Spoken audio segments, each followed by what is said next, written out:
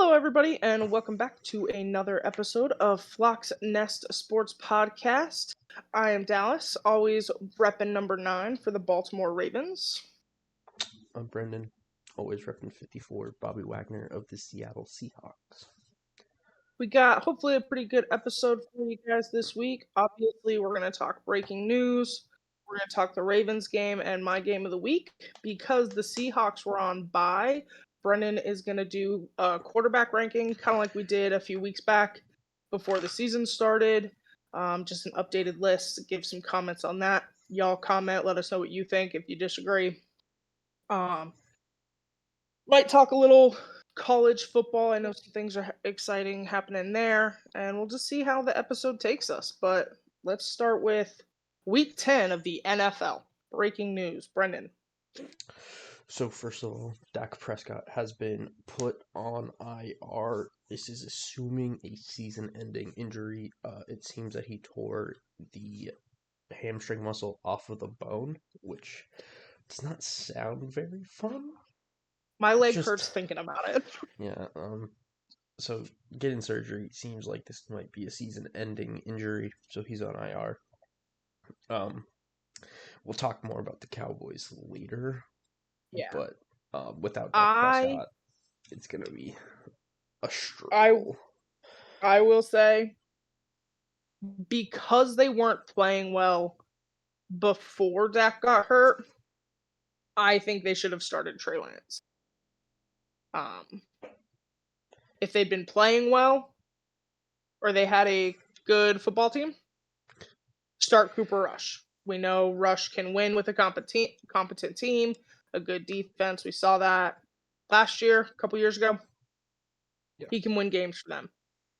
They're not a good football team. They weren't good before Dak got hurt. They're not good now. Start Trey Lance. See what's there. See if, he is a free agent at the end of this year. So maybe you give him kind of a one-year deal and try and trade him next year or something, recoup that draft capital. See if you have something competent there. That's what I would have done. Obviously, like you said, we're going to talk that whole situation a little bit more, but I just felt like this could have been done differently. And then, to no one's surprise, especially Seahawks fans, the Bears fire offensive coordinator Shane Waldron. They warned you, all Seahawks fans. Yeah. Jackson Smith-Njigba warned you. I guess you see why now. Dude isn't good. So this comes off of a loss to the Patriots in which they only put up 3 points to a really bad Patriots team. So, So here's my thing. I had a thought I'll share maybe. Fuck it, I'm sharing now. I kind of wish that sports, as the season went on, we started eliminating teams earlier. Because I really hate watching bad football. The Germany game this year, I was up, I was awake, I was at work. Was Giants-Panthers, and the Panthers look like a competent team, which is crazy because they're not. But it's because they were playing the Giants, who are just like a touch worse. Yeah. So I'm really tired of bad football teams. The Cowboys, it's a large market. We have to talk about it. The Jets, it's a large market. It's more complicated. We have to talk about it. But I don't want to fucking talk about bad teams. I don't fucking care. Watching the Bears and the Patriots game felt like watching a middle school team play a D3 college team. Because the Patriots aren't good either. I think they have potential. I think Drake May has potential. I think he could be a good starting quarterback. But right now they have no talent. They have no depth. It's just part of it. While I do agree and I do believe Shane Waldron is not a good OC, Caleb Williams is not having a good time. Yeah. You have no faith in your wide receiver. You have one of the best wide receiver markets for a rookie quarterback. Just put the ball in their area. Just give him a shot. Can't do it. We're inaccurate as fuck. Like, he has serious problems that I'm not sure simply a better scheme would help. He does need legit coaching, and that I don't think Shane Waldron can provide. That I think the real thing with Waldron is his scheme relies heavily on leaving the offensive line on islands. And that offensive line's not good. No, So I think no. changing scheme in that way will help give him a little more time, possibly of like helping out your offensive line, because that's not something Waldron does. Because that's the issue I had with him in Seattle is he doesn't use the tight ends or the running backs very much in pass protection. Um, and I think that'll help. Is give him a little more time, give him a chance back there. Yeah. Well, Well, sack 9 times is a rough fucking day. Yeah. So, but yeah. He's fired. No idea who's taking over his job, but probably somebody in house. Probably. I highly doubt there's a coordinator out there that's willing to take that Competent job. OC out there and available. That's like, yeah, fuck it, let's do that. When I don't care what the Bears GM said, I would not feel confident that Eberflus is going to have his job. No. So I'm like, I ain't doing this. Unless the only way is if he's like, I'll then just hire you for head coach once he's gone. Yeah. Which, I mean, that's an option, but you might as well just wait. Why risk it? Yeah. Especially if you're in a situation now. Like, maybe, I guess, if you're sitting at home doing nothing, but if you're in a situation, why leave that for the unknown of the Bears? Yeah. And I'm not sure why, like, I guess the other thing for me is it's the Bears. Like, this is what they do. This is what they do. They ruin quarterbacks. It's like the Jets. It's like they ruin quarterbacks. This is what happens. Oh yeah. I don't know how we're shocked. Because he was supposed to be the Michael Jordan. Yeah. Fucking Christ. Because you have unrealistic expectations for a rookie quarterback, guys. It's okay, yeah. But yeah, them firing Waldron, I think is just Makes sense. Yeah. It makes sense. You're gonna fire pretty much that entire coaching staff by the end of this. We'll see. The GM came out and said that Eberflus's job is safe, but then you got the crap kicked out of you by the Patriots, so Yeah, I guess we'll see. Your job's safe until you lose. Yeah. Like, well, that's pretty much all they've done. 4 and 5. Yeah. And the crazy part is they're 4 and 5 and they haven't played a single division game. They haven't played the Lions yet. They haven't played the Packers. They haven't played who's the fourth one? Minnesota yet. They have they have all 6 of those games left. Huh. So it's just gonna get worse. They've probably seen their last win of the year. Yeah, that's poor Bears fans. Who the fuck? So I have the name for their current coordinator. Okay. Thomas Brown? Never. I don't even know. He's definitely on their coaching staff. I just don't know. As what? He's their pass game coordinator. He's their passing game coordinator. Okay.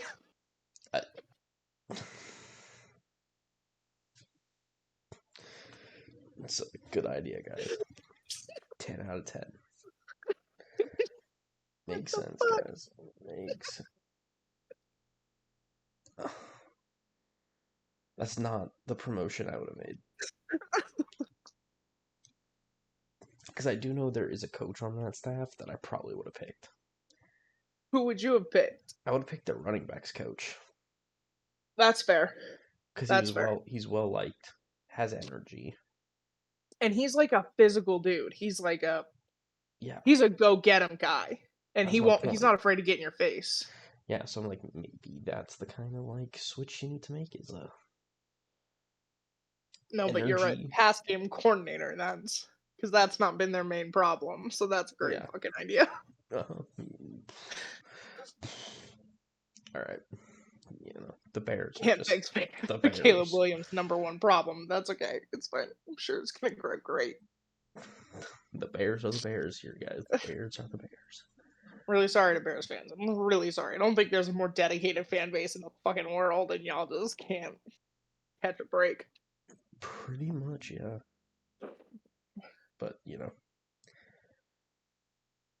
I don't even like Yeah. it was just a stupid decision. It was a stupid decision to hire him, I think. That's where I'm at.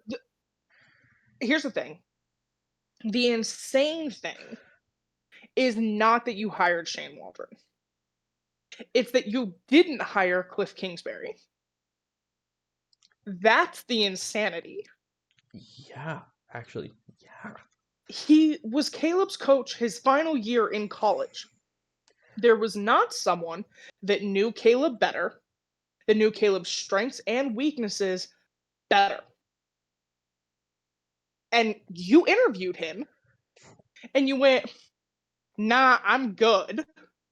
I'm going to go hire the dude from Seattle who couldn't get much out of Geno and a 3 great wide receiver room.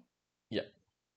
And you're going to let Cliff go to Washington and get the #2 overall pick, who took Kyler Murray to the playoffs, who had Patrick Mahomes in college, who's done nothing but develop young quarterbacks pretty well. Yeah. And at this point, That's the mistake you made. It's not that you hired Shane, it's that you didn't hire Cliff. yeah, and at this point, Cliff is probably gonna win coordinator of the year. I mean, you kind of can't not. Like, you're doing this with a rookie quarterback. You have if you had an offensive head coach, maybe. But you have a defensive head coach. Yeah, no, that's my. Jaden Daniels is poised for rookie of the year right now. Like, I'm not gonna spoil the upcoming quarterback rankings, but he is the highest rated rookie quarterback, I believe that. and by quite a bit, actually. Like, that was the most insane decision. I don't know who made. But yeah, I, Like you know, that was your fuck up. It wasn't who you hired, it was who you didn't hire. that's fair. No, that's a good way to put it. Because I don't know, like, unless you were gonna steal Ben Johnson, like, Which, there was no, and it's not like Cliff Kingsbury was on a team where you were like fighting for him to come to you instead. He was coming out of college. He was coming with Caleb. It was a transition they would have made together. yeah, But Cliff had worked in the NFL, so he would have been able to help him better, help him transition, how to scheme those things up. He knows the difference between a college and an NFL scheme. He knows how to do it. This was the stupidest fucking thing. And you're paying for it. yeah. And now, You can't go get him now. no. You know? Every other team knew that guy. You technically could. He's not doing it. Well, You didn't offer him the job the first time. you offered him the coordinator job, or you didn't offer him a coordinator job. But if you're firing Eberflus,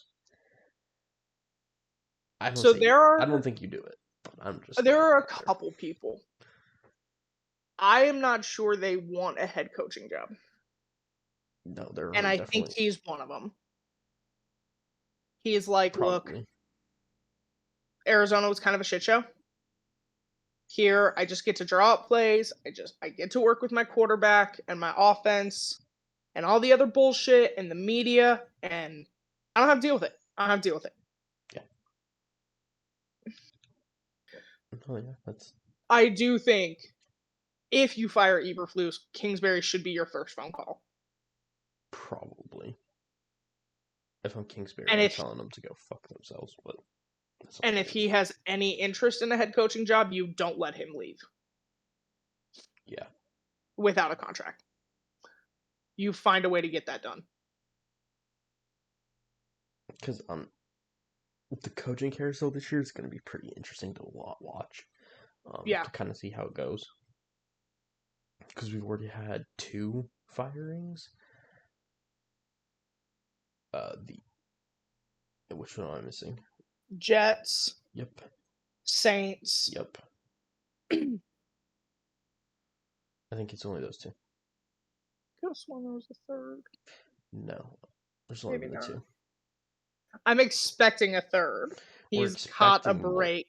We're expecting a couple. Yeah, he caught a break. Pearson. hmm So I'm Your like, your quarterback got hurt. Now it's well, maybe you would have won with Trevor Lawrence. yeah, because I'm looking at it of by the end of the season, I think there'll be 6. You have Jets, Saints, Cowboys. That's not really a firing. His contract's over. Tomato, But I tomato. gotcha. Like Okay, at the end of that's the fair. season, they have to hire You will a not come coach. back. Yeah. Peterson. So Jacksonville. Um, at this point, I think the Colts might be looking at one. The way that's been going. And then I think someone else will. I was kind of There's hoping always one that we never quite expect. like I feel like it could I be like Sirianni, Taylor, Sirianni's playing well, or they're but like doing well. But it no, could, I got you. I feel you. We'll see how the season ends. That they yeah, may be like, we're done. yeah, you know, Yeah, I could have sworn there was a third, but I don't know why I feel that way. Um, there's been coordinators fired. Like, I feel like there have been more coordinators this year than there usually are. I feel like there's only been 2 because it was the offense coordinator in Las Vegas and then the offensive coordinator in Chicago. Yeah, but usually like OCs and DCs tend to wait till the end of the year. It depends on yeah. So I just feel like the fact that like we've had a couple at this point is interesting. I think it's because for the most part, so I think it's common when head coaches get more chances. And considering how Eberflus and Pierce have Yeah. both had, I think it's definitely, I've said this to you at least. I think that's how head coaches save jobs. Is they prove they can fire their staff when it doesn't work out. That they yeah, can recognize incompetence and get rid of it. yeah, And GMs tend to be like, "Okay, you saw a problem, you're fixing it." yeah, that's my thing. So like with those kind of Yeah. people, I understand. It will be interesting the rest of the year. I highly doubt we see too many more. I would not be surprised if we see more coaches start falling here soon as playoffs start becoming more of a factor. Yeah. I definitely think this year's Black Monday is going to be a motherfucking purge. Yeah, And for those that don't know, Black Monday is the Monday following the regular season. And that tends to be when most coaches get fired. that tends to be your coaches get fired, coordinators get fired, GMs get fired. Get fired. It's essentially the cleaning of the house. Yeah, It's, it's a rough day yeah, around the NFL. it's the spring So that week we'll cleaning. have a lot to talk about. Yeah, a lot. Because you know of at least one that won't have a job. I'm so confident. So confident. If he gets a contract, that's If he gets a contract, I now have zero sympathy for this man. Like right now, I kind of feel bad for him. yeah, And I'm like on his side. If you're offered a contract and you sign it, I I can't. think There's nothing I can do for you. I have no sympathy. I have no any. There are other coaching jobs that are going to be available. Go there. yeah, Take a year off. Fuck it. But do do not something. go back to Dallas. Yeah, we'll see. Um, Have more self respect, bro. we'll get to that situation again in a little bit, but it it's definitely an interesting one. Do you want to talk Ravens? Yeah. Okay. So that's it for breaking news. So, Yeah, yeah, I'll talk Ravens versus Cincinnati. This was Thursday night football game. Which every part of me loved and hated because I like standalone games. I get to focus on it. That's also kind of why I hate them is standalone games. Now there's nothing else to pay attention to. I was also dragged out of the house.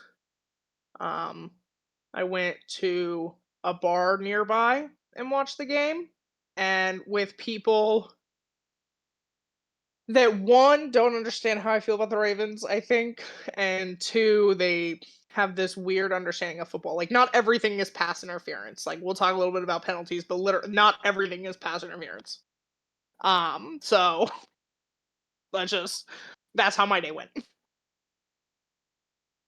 And where I live, there aren't a ton of Ravens fans. So there were like 3 Ravens fans and 3 Bengals fans there, so it was just weird. But Ravens versus Cincinnati, 35-34. Um, it looked a lot like their first game of the year. So I'm gonna roughly talk both all 3 sides, and then I'm just gonna kind of get into the minutia of it, how I felt about the game. Offense, O-line struggles reemerged. A lot of penalties. That was pretty much the name of the game. It was penalties. Lamar played really well. It was an offense by committee. Not one player had like a breakout game. Um, Bateman had some good touches, a couple touchdowns. Mark had a touchdown. Henry had a touchdown. Tylan Wallace, who we like never see, but when we see him, he does great things. If y'all remember last year, he had like the 90-plus yard punt return for a touchdown. So this year, he had an 83-yard touchdown, so that was really great. Um, but the concern is the penalties. Um, I do think we're seeing the emergence of Lamar and the best version of him. I want to be clear because this seems to be the main commentary right now about the Ravens. Is everyone's focused on how many times Derrick Henry gets the ball? Just so we're clear, Derrick Henry is not their only running back. He's also not the only person that runs the ball. So just because Derrick Henry only runs the ball 15 times does not mean the Ravens only ran the ball 15 times. Okay, Justice Hill had runs. We saw Keaton Mitchell come back. That was really great. He was on a very limited snap count, like I predicted. And Lamar ran the ball. So in reality, they ran the ball closer to about 25 times. What everyone needs to understand is in the past, the Ravens have operated anywhere from about an 80-70 run to 30-20 pass. What Todd Monken has strived to do over the past 2 years is get them into a range of 60-40 run pass to 40-60 run pass, where they can operate effectively anywhere within that range. That's what they're trying to do. So when they get into shootouts in the playoffs, when they get into these games, they can still operate effectively without abandoning the run, but focusing on the pass. So to see them do that again against the Bengals was really exciting. I was really happy with how they played. I was really happy with the offense. I just need the penalties to stop. Here's the thing. They struggled. They did well. They struggled. I think improvement's happening. I do also think division games are different. You play harder, you play different. These teams know you, especially against a rookie O line. I'm not necessarily surprised by the penalties. I do want to see them clean it up, especially going into Pittsburgh next week. because that ain't gonna fly. Defensively, once again, penalties. Penalties reemerged. Big problem. Big problem. Busted coverage. Not sure what the hell we were doing with Jamar Chase. Like, not sure why we had him in zone and then just went, oh, fuck it. Can't catch him. Uh, Here's the thing, and I was really thinking about it. Everyone's like, oh, their pass defense is terrible this year. Their pass defense has never been great. Um, the Ravens typically, what they do is they give up the yards. You'll catch the ball and they'll tackle you just right there. They're like, okay, you got a 20-yard pass. Now go away. And they'll let you move the ball the entire way down the field. And then at like the 19-ish, 19 to 15-yard line, go, okay, now you're done. And they become a great red zone defense. They'll let you kick some field goals, but when their offense is putting up touchdowns, you have to start going for it on fourth down. You have to start trying to push it. And that's really where the Ravens defense lives. Is they're like, you can have the rest of the fucking field. We don't care. It's these like 20, 30 yards you can't have. The problem they're really having this year is giving up the yak. It's the yards after catch. They've always given up the pass. They've never been great at the pass breakup. They've never been awesome at interceptions. Yes, I know Geno Stone had 6 last year. That's really not a lot when you look at what other teams do. So it's the yak. It's the yards after catch, which is where Jamar Chase just lived Thursday. He was like, fuck it, I don't care. Several like 2-play drives to Jamar Chase. Oh, touchdown. And then penalties. I don't care. I don't care about defense penalties. I would prefer not to have them, but I care less. Make the play. Stop the touchdown. If the ball moves 10 yards, whatever. Defend the red zone. Now, I want to be clear about something. I want to be clear. A face mask to anyone but the quarterback requires you to hook it and pull. You can have your hand just on the head. It's allowed. I would like you, if you're confused by that, to look up any Derrick Henry stiff arm ever. You can touch the area. You cannot hook and pull. What you cannot do is smack a quarterback in the face. Should that have been a penalty? Probably. The holding in the end zone on the 2-point conversion is up for debate. You're allowed to grab within so many yards. The ball didn't come his way. That gets a little dicey. The hit to Joe Burrow's face, it was a penalty. Here's the problem.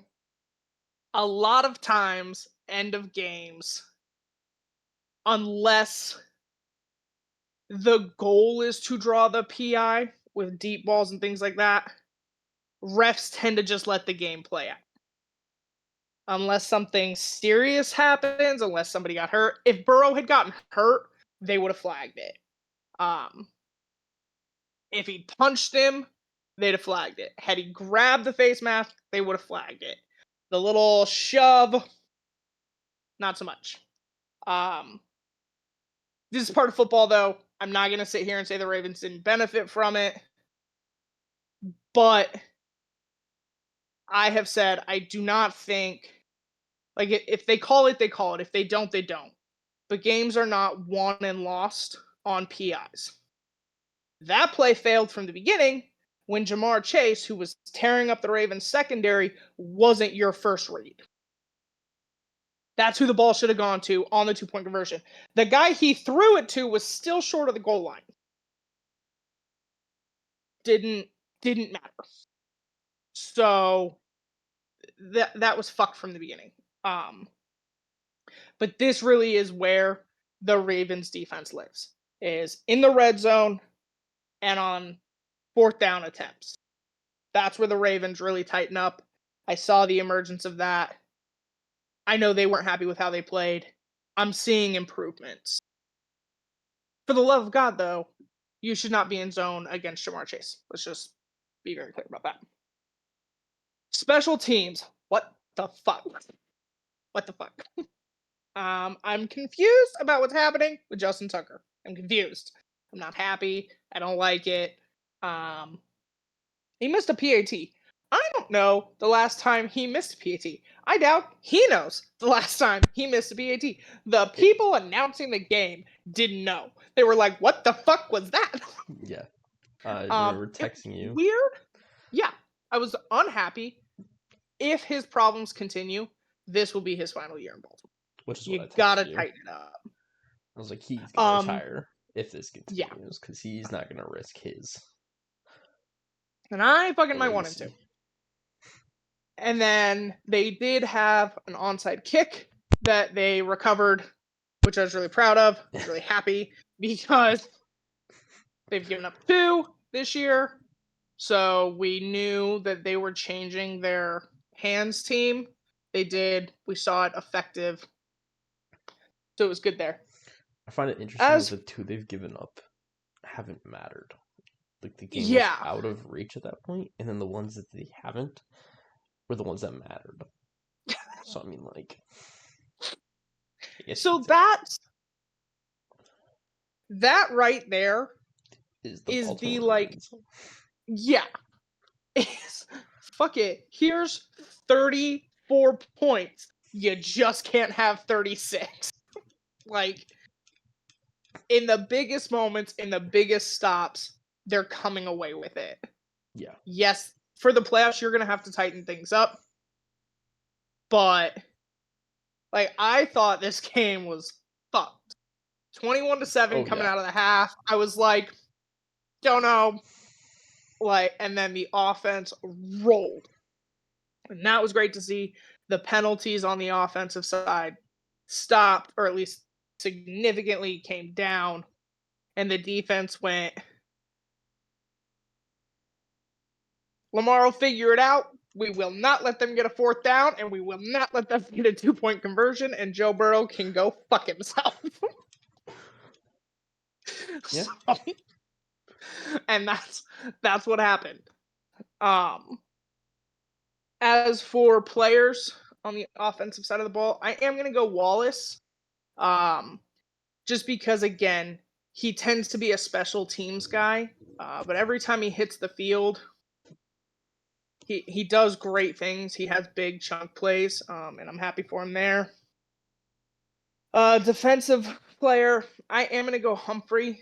Um, the fumble he forced really changed the momentum of this game. You have to win the turnover battle. There was one turnover the whole game. The Yep. Ravens won it. They won by 1 point. That's in tough games like this, that's what it comes down to. That was definitely the turning point. I remember Yeah, watching it like and seeing the fumble happen because then they got the ball like in the red zone and they immediately scored. immediately scored. And I was like, "Well, the Ravens are back." Yeah. And at their core, the Bengals and the Ravens are not that different right now. We No. have a top tier elite quarterback, one really great weapon, some dudes around him, and then a pretty trash defense. The difference comes when either one of their defenses can step up.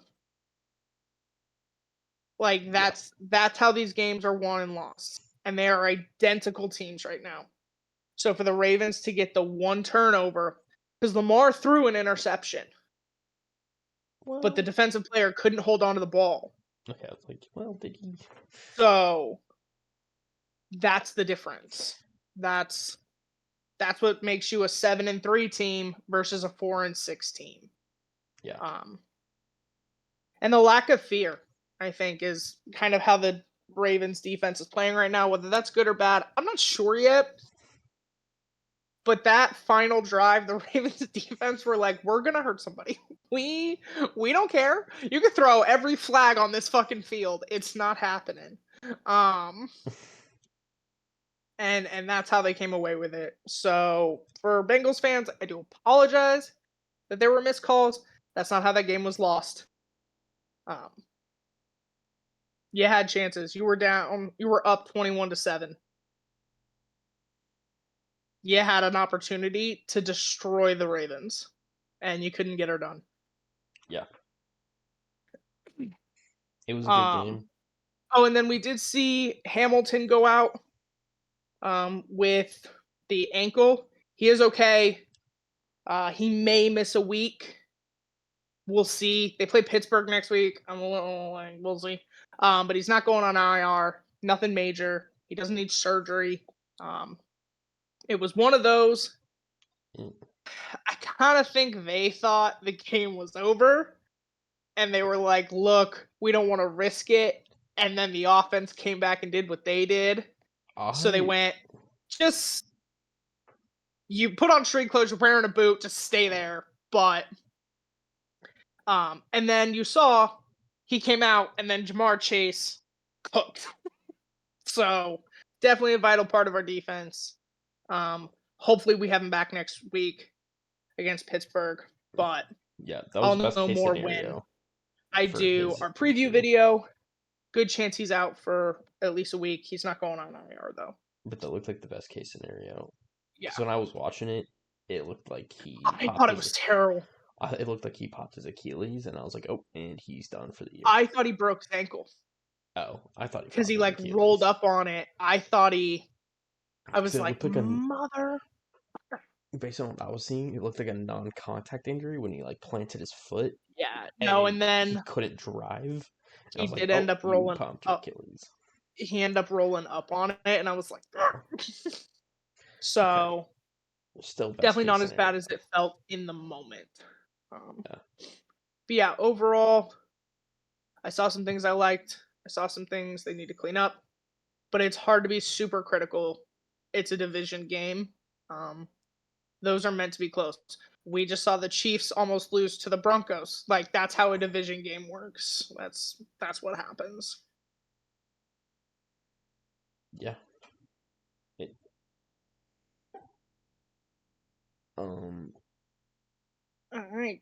Do you want to tell us about San Francisco, Tampa Bay? Because that was your game of the really week. quickly, the Seattle Oh, Seahawks did make a couple little changes. So I okay. want to get to that real quick, and then I'll talk about San Francisco, Tampa Bay. Yeah, do Um, that.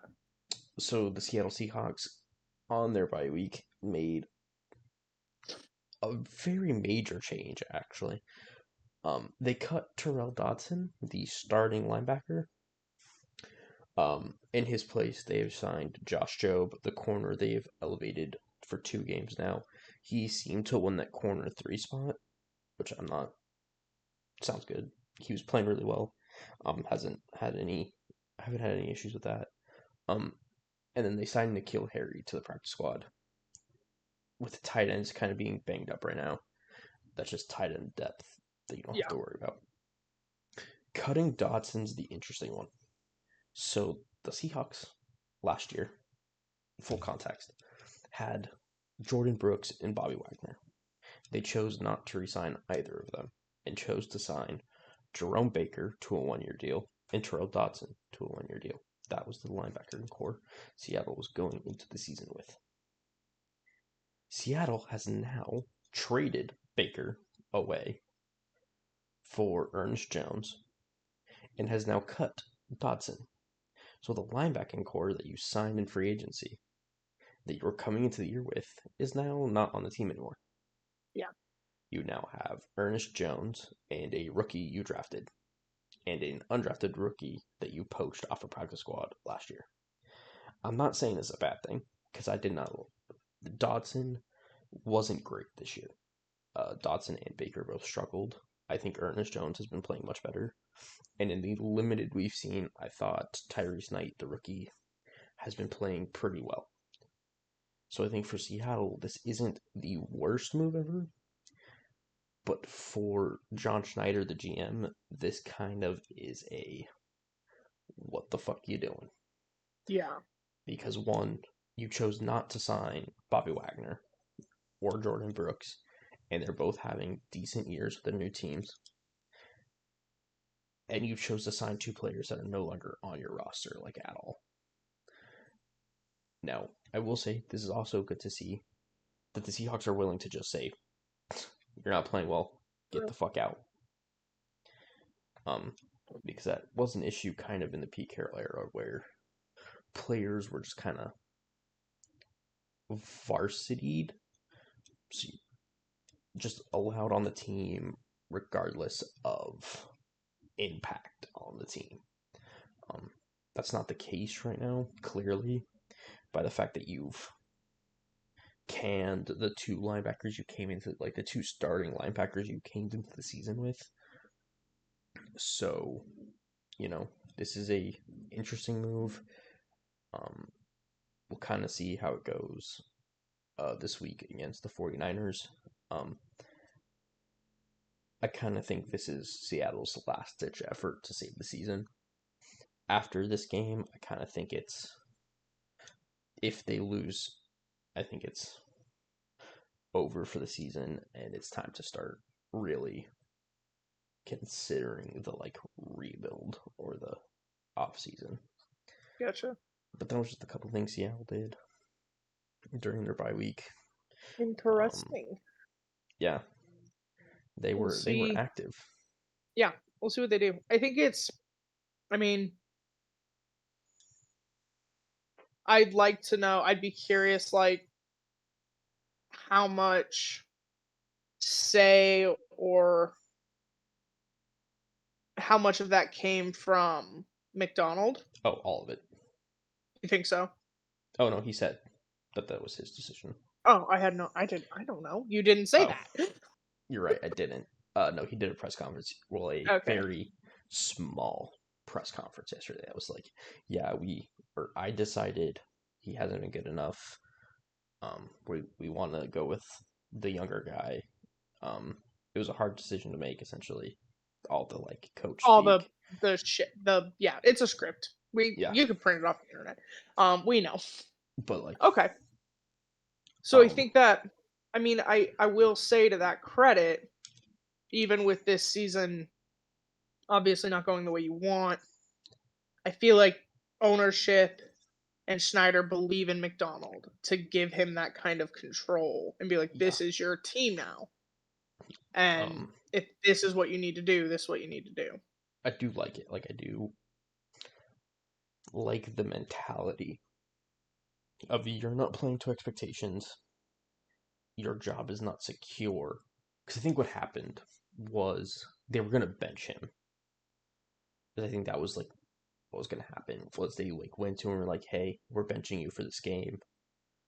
Knight is gonna take your place.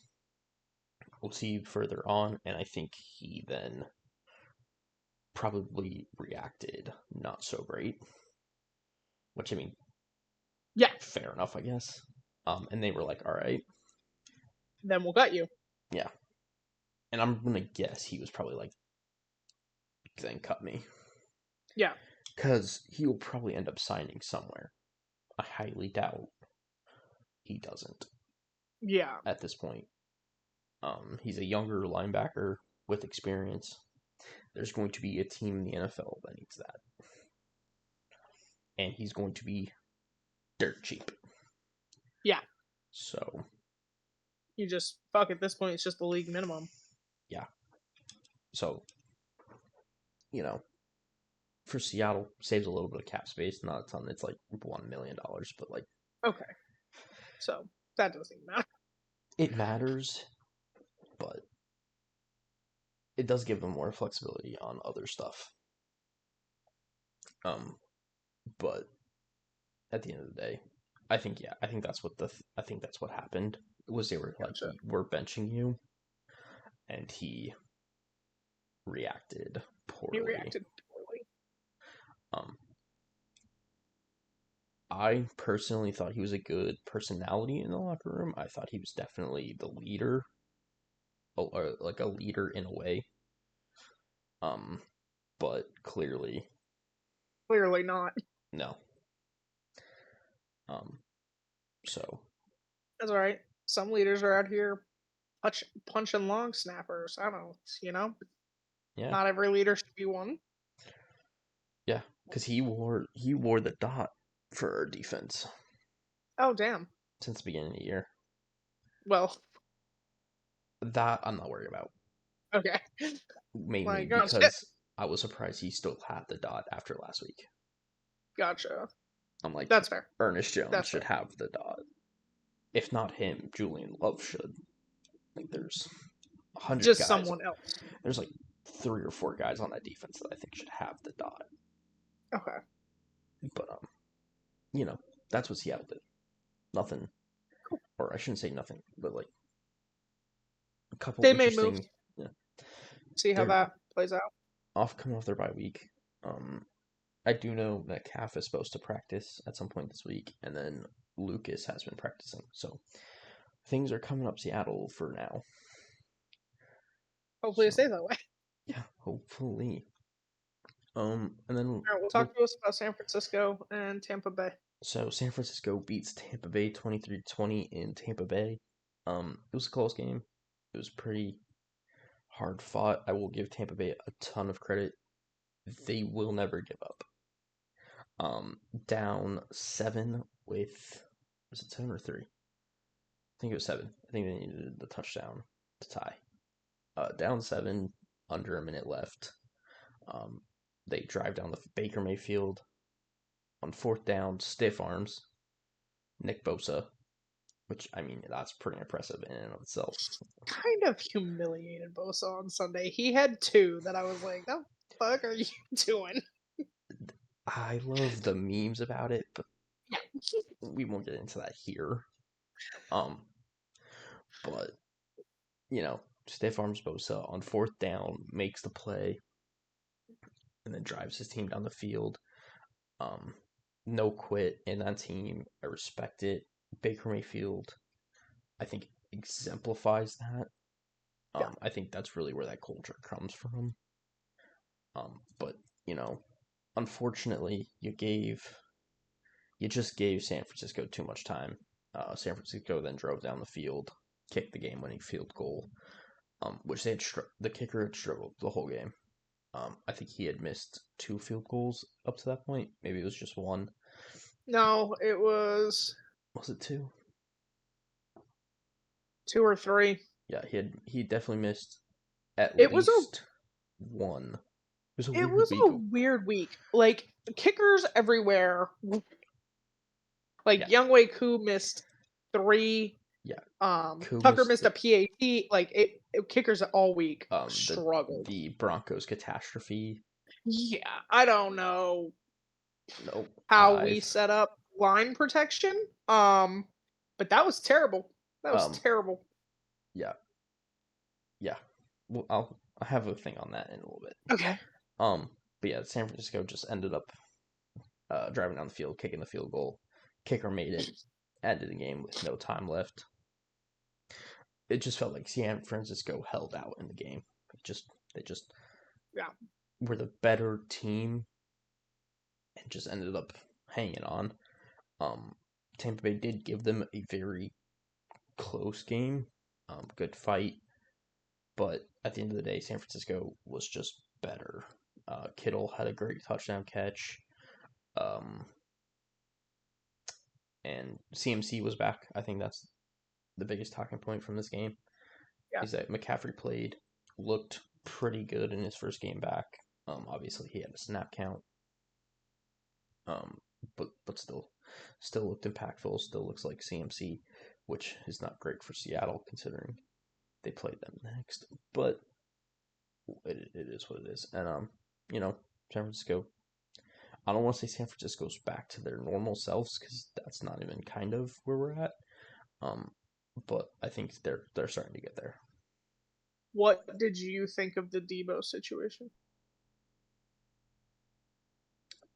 So, okay. On the sideline, Jake Moody missed it was his last field goal miss. Yeah. So Debo Samuel got up in his face. Okay. And started yelling at him. So then, like any other kicker, his long snapper got involved. and shoved Debo back to be like, get Ah, the fuck out of here. And then Debo throat punched him. ah. No, I did not see this like at all. Okay. I'm going to give my thought then. Here's the thing. One, Debo's a captain. You want to talk to your guys, talk to your guys. Historically, though, you tend to stick to your side of the ball when having problems.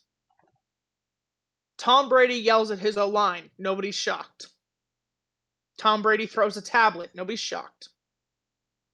Last week, Brendan has two defensive players on the sideline throwing hands. Yeah, it was 2 weeks Nobody's ago, but shocked. yeah, An offensive player has no right and no reason to get in a kicker's face. The Ravens are a good example. Lamar could get up there at the podium and go, well, we could win if my defense could fucking stop somebody. He doesn't. The defense could have gotten up there after the AFC Championship game and gone, we held Patrick Mahomes to 17 points. Maybe if Lamar could move the fucking ball, we wouldn't have lost. They don't.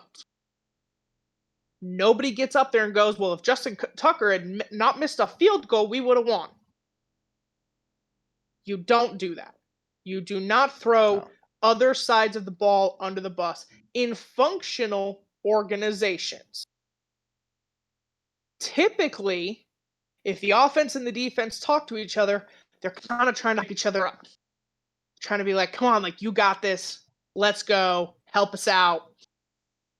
Jake Moody's coming off an injury. Yeah. Kickers tend to get in their head because theirs is all technique, it's all mental. So he's trying to figure out what the fuck is going wrong because he is a good kicker in this league. So is Debo to get in his face, back the fuck down. Yeah, no, And then that's ridiculous. if you get in a quarterback's face, one of the first people to jump up and defend him is his center. That's fact. You get in a goalie's face in hockey, the team rallies. You got in a kicker's face, the long snapper is not just going to stand there and let that happen. No. To then throat punch your teammate is insane. Is insane. For not your side of the ball. If you throat punch Kittle, I really wouldn't give a shit. I think Kittle will respect that. Be like, you know what? Y'all doing you. Not. Yeah. But you have no business getting into a kicker's face. No. And the kicker could have, Jake Moody could have been like, well, maybe if you'd catch the fucking ball and do something with your 1,000 screen passes in the backfield, maybe I wouldn't need to miss a fucking field goal. So shut the fuck up. Yeah. Do your job. Yeah. Before you talk to me about mine. So yeah, I again didn't see any of this. Debo is stupid. That is the only way I could put that. That would be okay for a podcast. But like what are you doing? Like, okay, Seattle had two players fighting the other week. Yeah. They were both on defense. One of them is a 9-year vet. The other is coming off this is his second season in the NFL. Yeah. So, I mean, like, and they've come out publicly afterwards and have both been like, we're still like. Yeah, look, football is a violent physical league. Sometimes teammates fight. It happens in training camp all the time. Yeah. This happens. The problem I have genuinely with it is that there's no reason for you to be getting involved in what special teams is doing. Yeah. Focus on the offense. The offense had their own issues. That's my Yeah, thing. like The offense. let the kicker do what he's doing. He's freaked out enough, I promise you. You think Tucker missed a PAT and went, that's okay. Lost his mind. That's what kickers do. That's who kickers are. Mark Andrews doesn't go up to Tucker and go, what the fuck, bro? Like, Yeah, leave him alone. I don't. Yeah, it's just ridiculous. Like, you don't. It's not your business right now. Like, I understand it's your football team, but like, the offense isn't putting up touchdowns. Yeah. So you have your own shit to worry about. Here, bro. Your own shit. Focus on you. Let special teams focus on special teams, and the defense will focus on defense. That's my only issue with it. I do not care that punches were thrown. That's No. fuck it. And different personalities, everybody's hot. I think the 49ers aren't they're getting there, but they're not who they thought they were going to be. No. And I think they really thought I think cuz I want to talk about this briefly.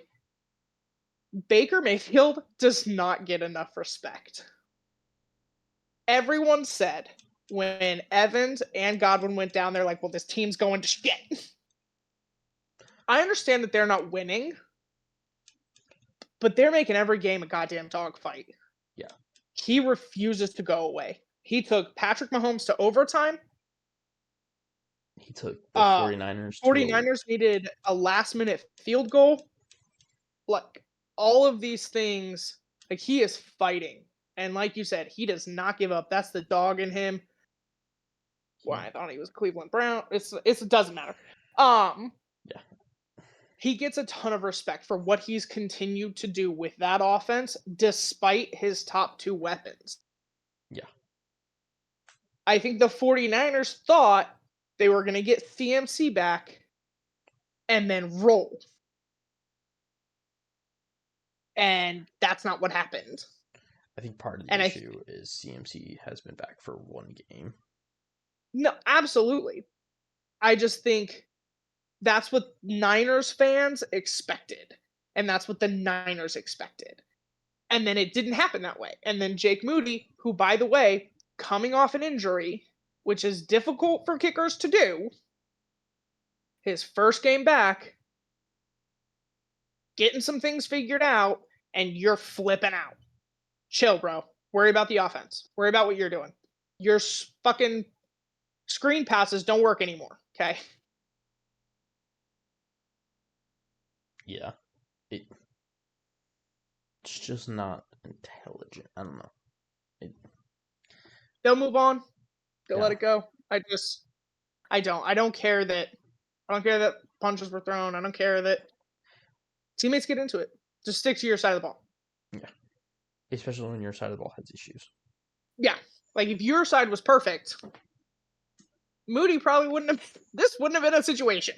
Yeah. Like, if he'd missed like 4 PATs, you could be like, okay, well, this is annoying, but we're putting up touchdowns, so whatever. Yeah. But, you weren't, so, Leave the man alone. All right. You want to talk Pittsburgh, Washington? Yeah, I did a thing. So just give me just a second. You're killing me. Okay. So yeah, my game of the week was Pittsburgh Steelers at Washington Commanders. 28-27 Pittsburgh. I was very intrigued by this game. I felt like this was very much the definition of the old versus the young. Yeah.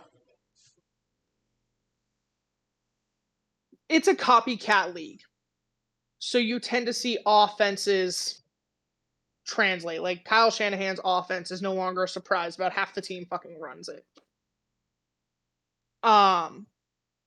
Defenses defensive led teams tend to have a little bit of an edge because that's hard to match. The Steelers operate within that realm.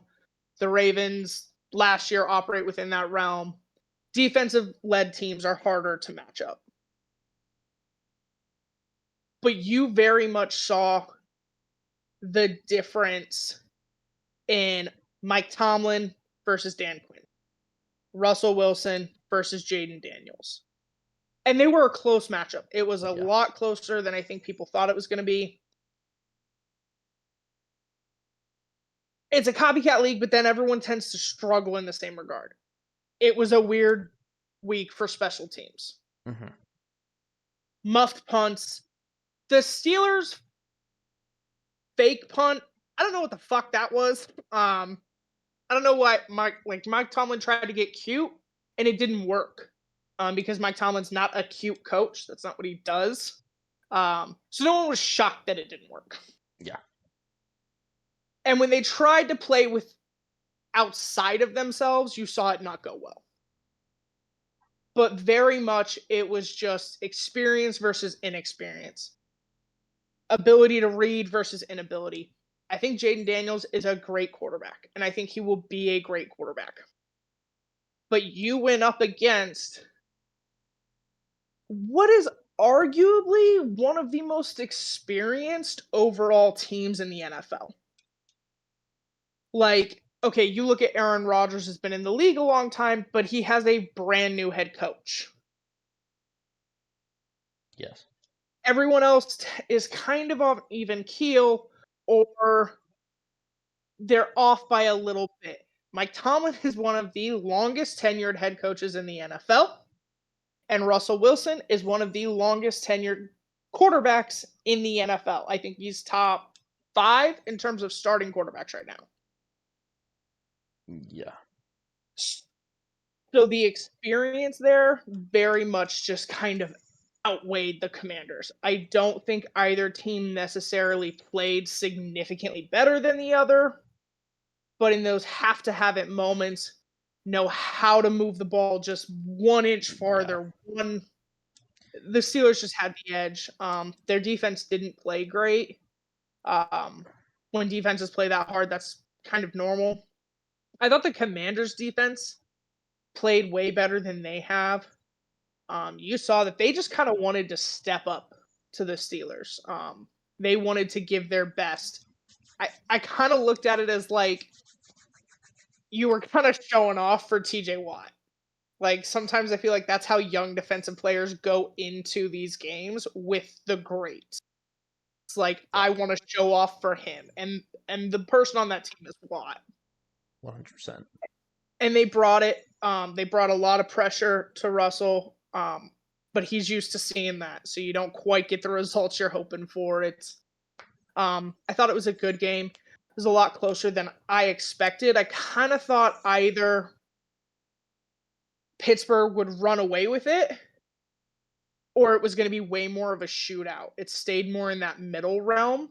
Yeah. But it was a good game. Straight up, this came down to experience. Just how to get one more inch. And and that's what Pittsburgh does. You're not going to find a I do not think if you added it all together there's a more tenured team in terms of coach quarterback than Tomlin and Wilson right now. And that's okay. Yeah. That's a respectable loss. I don't think Washington should be discouraged by this. Um, Pittsburgh is making a run through the AFC. It's if you're a Pittsburgh fan, it's impressive. Nobody thought Wilson was going to be able to do this. You and I advocated staying with Fields. A lot of people did. Everybody in that building was like, "Don't do this." Yeah. Uh, and he's playing well. So the Ravens are going to have to win their matchups to try and take the North from them. Um, and it's going to be a dogfight, and I like it. I'm here for it. Yeah. No, it's gonna be really interesting to see the end of that division. Also, Especially, Hard Knocks coming up. oh yeah, that's going to be great. I do think it's relevant in the MVP conversation. The MVP usually comes from the 1 or 2 seed. Yeah. I don't know if you can win it and not win your division. And Lamar is right now hands ahead of everyone else in terms of the race.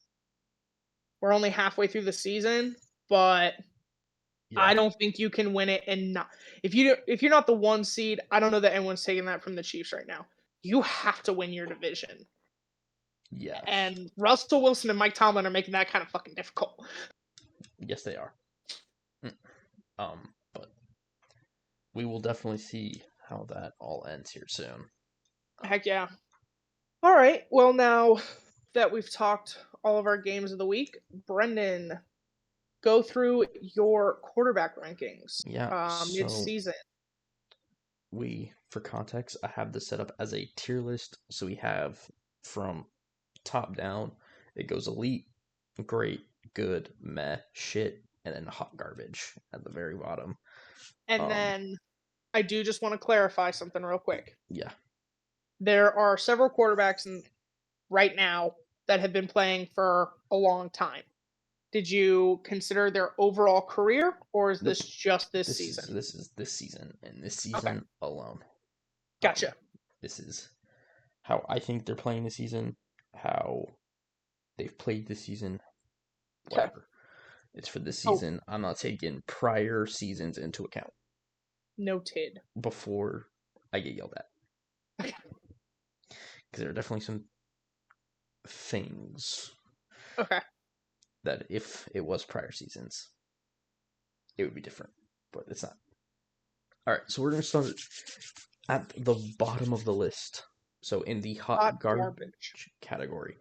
And when you look at the graphic, it is in order. So it is ranked. So from the left is the top of that category, who I think is the best in that category. The bottom Okay. is who I think the worst is. Okay. So the worst quarterback I think in the NFL this season has been Deshaun Watson. Kind of, I would say unfair in a way, but not really. Was not good while he was playing. Um, that offense could not move the ball to save their lives. Was hot garbage, hence the Yep. name. That's Um, fitting. next, I have Tyler Huntley. Only started like one game, maybe two. Lost them both. Didn't look good in either of them, so he's here. At the next spot, I have Skylar Thompson, who also started one or two games for the Dolphins. Didn't look good in either of them, so he's here. Then we have Cooper Rush. He started this last game, and it did Good. not go well. So It's not good. he's also going here with a limited sample size. Yeah. Has the potential to move up. Yes. See how. Someone else that started this week was Mac Jones. Thought he was going to go higher in this list based off the Yeah. first little bit we saw, and then it went downhill and downhill quickly. So he is in the hot garbage. Next, we have Aiden O'Connell, quarterback of the Raiders. Had one start, I believe, Yes. and didn't go well. Minshew was back or he got hurt, but he wasn't playing well until that point. So hot garbage. Um, next we have Andy Dalton. Had the one win. I'm still putting him here because the rest of the time it's been shit. Hot garbage. Not good. Got hurt. Bryce Young is taking over again. Speaking of, he's next. Um, Bryce Young is next with, you know, he got a win recently. It's the only reason he's ahead of Dalton at this point. Is, you got a win. Yeah, you did something. It hasn't been good otherwise, but you did something. Next is Daniel Jones. You know, hasn't been good, has not been good, but you at least have won a couple games. Yeah. You might suck, but you've at least done something. The last person on the heart garbage list is Anthony Richardson, and it's been hot garbage. It has been. You pulled yourself out of the game. That's the main reason you're down here. Can't do that. The reason he's higher than most of these people on the list is he's won games and he has had moments of you've looked okay. Now, I can't. You're still hot garbage. It's still not been good. It's still shit. But at least compared to the rest of this list, or the rest of the hot garbage list, you've played better, if I could say that. Sorry. So yeah, that is the hot garbage portion. Anything? Any? Um, Would you move anyone? honestly, I think the only thing I seriously change, I get it, I get what you're saying. For me, Richardson's got to go with the bottom. Okay. Oh, Like I all would right, I all would right. almost flip him and Watson Really? because Watson's crap. It's been garbage. But the basic like throws, the basic fundamentals, Watson can do that. Richardson cannot. Watson also won a couple games. Like I do get it. Um, but for me, watching Richardson All right. play, like they benched him for Flacco, who has not played well, and I don't think that's changing. Um, Yeah. I think if Watson were healthy, based off how Winston's played, there's a shot he gets his job back. So that would be, I think, the only thing I do. The rest of the list I like. Yeah. All right. It's hard to argue with the rest of it, Yeah. but I would probably just flip Watson and Richardson. All right. On to the shit category. You're a little better, but you're not much better. It's not great. It's not good. At the bottom of this one, we have Jacoby Brissett. Kind of feel bad, but it hasn't been good, like at all. You got benched for the rookie already, which I didn't think was gonna happen, considering how bad that team was, but you did. So here we are. I'm kind of realizing I fucked up with the next one. He should be lower, but Yeah. Will Levis, I don't know what he's doing here. I think I just kind of forgot to move him. He should be in hot garbage.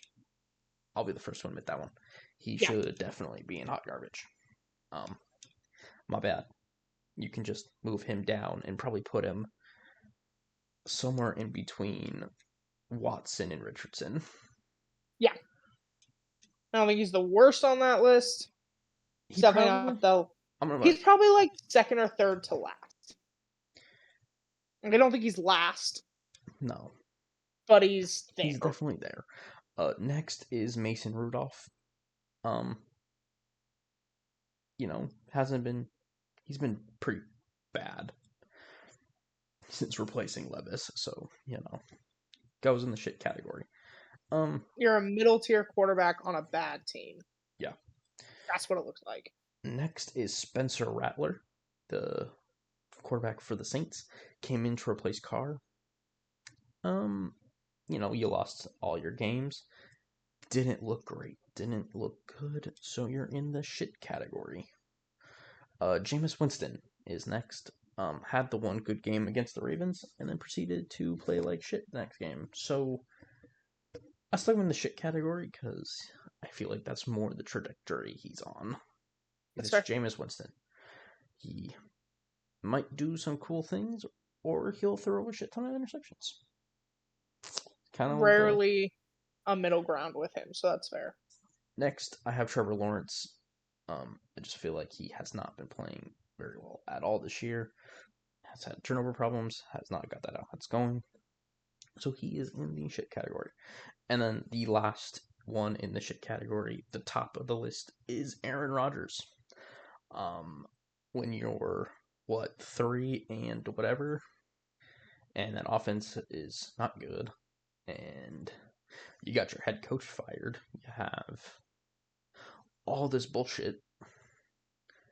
I think you're partly to blame, so you're in the shit category because I felt you've played like shit. I have the exact same commentary I had for the last one. I would flip Brissett and Rodgers. Here's why. Here's why. One, I get that technically those two played head to head and the Jets won. Woohoo! You beat a shitty team. Rodgers' weapons far and away Outweigh. destroy anything the Patriots have. We just saw this week, by the way, the wide receiver you pushed out because he wasn't good enough, Get a catch touchdown. a game-winning touchdown from Russell Wilson, Yep. who everyone going into the season would have bet money that you'd play better than. 100%. So once again, you getting at the podium blaming everybody but you. Amazingly enough, it didn't work in Green Bay, and shocker, it's not working in New Yeah. York. You're terrible. He cannot move. Like his mobility, which has been Rodgers' like claim to fame, his ability to move in the pocket, get outside the pocket, and make those plays. He's never been a mobile quarterback. He's not Russell Wilson. He's not Lamar, but he can move. That is gone. And the fact that Yeah. it's gone, you are seeing massive holes in his ability to throw. I would It's flip not been like good. Brissett. It at least comes as advertised, Fair enough. and Brissett makes the Patriots look like they are. Rodgers has this great roster, in theory a Hall of Fame quarterback, and it's the shittiest thing on television right now outside of the Cowboys. Oh my god. Yeah. All right. So, if their careers are not being taken into account, I would just once again flip the first and last in this tier. Fair enough. All right. On to the meh tier. You're just, as it sounds, you've played. Middle of the pack. Yeah. Um, That's fair. the last one, or I guess first one, the worst. Joe Flacco. Coming for Richardson early on, it was good. You won a couple games. You looked significantly better, and then you had this last game, and I was tempted to put you in shit. But based on the first couple games, I was like, all right, I'll be nice. You belong at the bottom of the Met tier, teetering on the edge. You're right there. But Flacco is there. Next, I have Carr. Yeah. It's just been meh. Had a good game this week, but it's kind of just bouncing back and forth between good and bad games. Was Yeah. hurt for a little bit, so you're there. Next, I have Justin Fields. We were both talking about this earlier. We were both kind of advocating these days the starting quarterback for the Steelers. I thought he was playing good enough to get them wins, but not good enough to really take them anywhere else. Yeah. Next, I have Drake May. I do want to flip this. I want to put Drake May above Caleb Williams. I haven't flipped on here, but Yeah. next, I would say Caleb Williams is ahead of Fields. I thought he's played meh as a rookie. I think a lot of the problems is his offensive line's shit, but he has accuracy issues. I think that's being made worse by his shit offensive line and his lack of time, but Yeah. still. And then I have Drake May. I thought he's looked meh.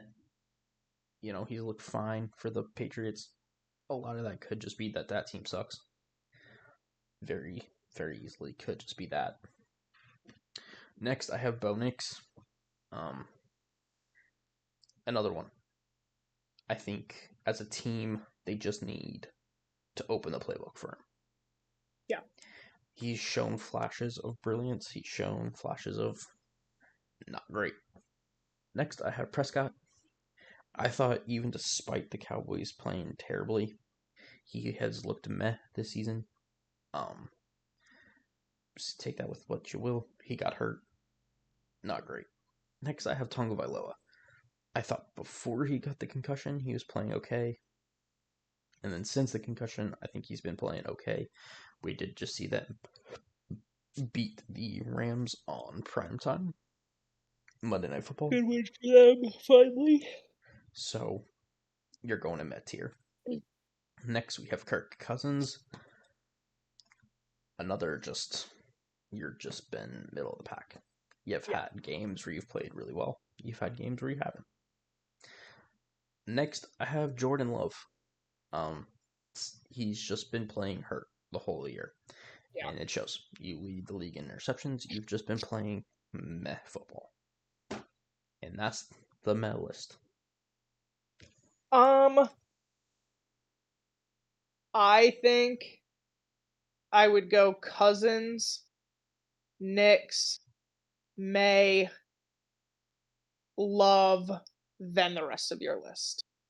Okay. Cousins, to his credit, I think we're seeing Like, I think when he started, he was still kind of not trusting the leg a bit. Now we're seeing him get back to who he is. I kind of think this past weekend, um, Falcons versus Saints, was a lot like Ravens versus Browns Yeah. in the terms of you got like a surge with changing head coach. You got Derek Carr back from injury. Like you just kind of got this elevation, like this team wanting to play hard for a reason. I don't think it's really indicative of who the Falcons are. I think Nick's is not the best of the rookies, but of the three in this list, he is far and away playing better. I think Williams is really struggling. Yeah. Yes, I think the O line's an issue. I think the OC's a issue, but he is once again, he's not doing the basics well. Yeah. You're missing open guys all over the place. You had a wide receiver quit on a play 2 weeks ago. That Yeah. was that was weird. Um, May, it's low starts, but he is doing everything he can to elevate this team, and it's not a good team. So to see Yeah. what he's doing has been impressive. To get the win last week or this past week against the Jets, I thought was great for him. Um, and then Love, I he's really talented, so I don't want to drop him too far. He's clearly hurt, and it's shown this year.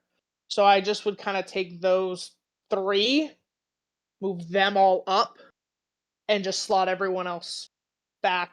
I don't think there's anything else wrong with the list.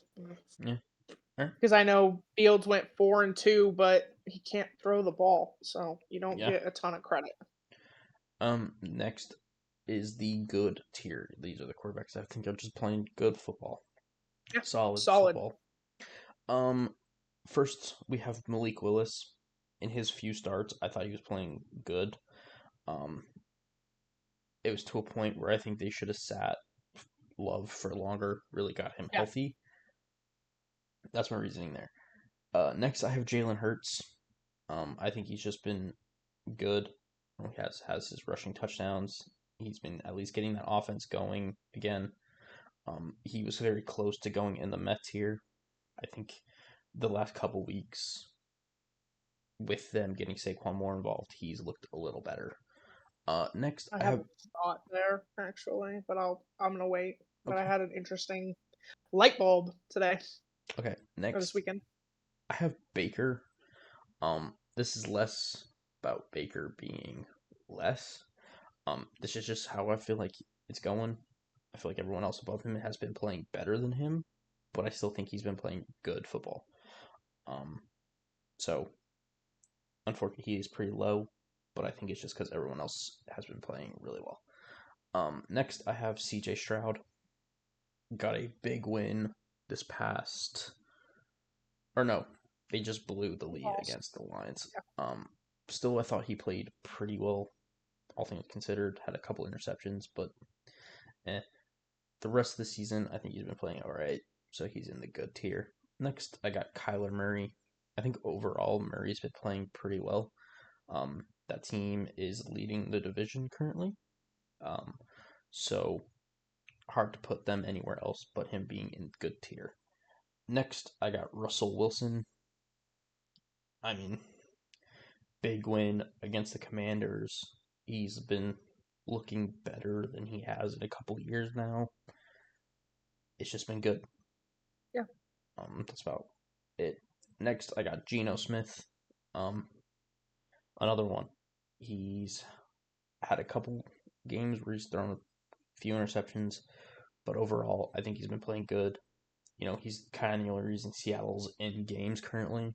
Um, so I think he's deserving of being in the good tier. Next, I got Sam Darnold. Had a rough game against the Jaguars, but other than that, I feel like this season he has been playing really good. So he's kind of near the top of the good tier. Next, I have Brock Purdy. Um, has been a little bit of a struggle this year, but I think he's been playing good. I think the struggle comes from other points on that roster. I still think Purdy is getting the job done for them. And then next, last on the good tier, I have Justin Herbert. I think he's quietly having a really good season. He's just not having a great season. He's not doing anything really flashy, but they're winning games and he's putting up points. So putting them in the And good under a tier. Jim Harbaugh scheme, he's not going to be super flashy. Yeah. That's not what Jim does. Um, I would flip Mayfield and Stroud. Okay. I get that one is having an O line problem, To be fair. but both have depleted wide receiver rooms Yeah. to injury. And I just think, I don't think it's far and away, but I think when you watch the two of them, Baker's just different. I think part of it's experience. I think Mayfield has the benefit of he had to grow up. And yeah, I would just flip the two of them. The rest of the list I pretty much like. Who am I talking about? I'm a quarterback that not a ton of the world had faith in. Okay. I seem to be star dependent on my offense. Okay. I'm probably scheme dependent, whether it's OC or head coach. Okay.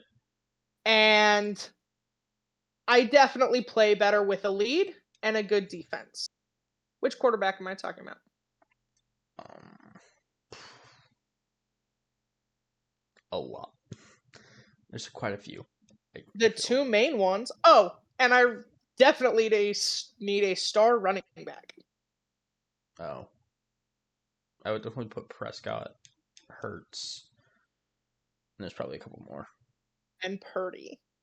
Yes. Hurts and Purdy, I feel like look like a lot closer to each other this year than I would have thought. We're seeing how Hurts plays without Smith. If Saquon doesn't have a great day, the team doesn't have a great day. If they don't have the lead, they don't play well. And they have proven that who their OC is matters. Purdy has played decent, but struggles without his weapons. Struggles if the defense can't hold their own. And if Shanahan's having an off coaching day, they're fucked. So I like Purdy better. I think Purdy has a little bit more potential. Hurts very clearly needs to not have a ton asked of him with how many times he runs and throws. They need to have an offense by committee. Um, Purdy looks kind of similar to me right now. I think in general I would rank him higher, but in terms of this season, I think I'd have them closer together. Whether you do that at the top or the bottom, I'm not sure I care right now, but I think I'd have them closer together. All right. All right. But the rest of it, I like the tier. I like where you have Darnold. Uh, I think Willis definitely gets credit. And then yeah, Herbert is just playing solid football. We're not seeing that deep ball he's really good at, but we're not gonna see a ton of that in this offense, and that's okay. Yeah. Just win some games. That's what they're doing. So he's been playing good. Yeah. Next, I am gonna make a change on here. Okay. So we're gonna go first in the great tier. I'm gonna put Stafford. I think Stafford's been pretty great this year. Has Yeah. been at least winning games for that team. Um, so he's up there. Next is Joe Burrow. Um, he's been playing great. It just hasn't been great all the time. Um, but I still think he's 5 touchdowns twice this year is insane. I still think he's been playing good enough. That defense has kind of been letting him down. So I'm going to put him in the Yeah. great tier. Next, I have Jaden Daniels. He's been the best rookie so far. That team has rallied around him, and I think he really has just been playing great football for that team. Next, I have Jared Goff. The game against the Texans moved him down slightly. Moved him down a spot, actually.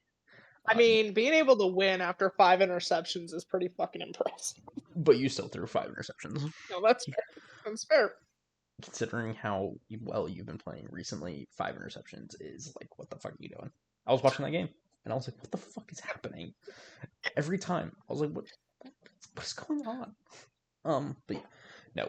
So Goff moves down one spot. I had him. This is where he was originally but like he's here.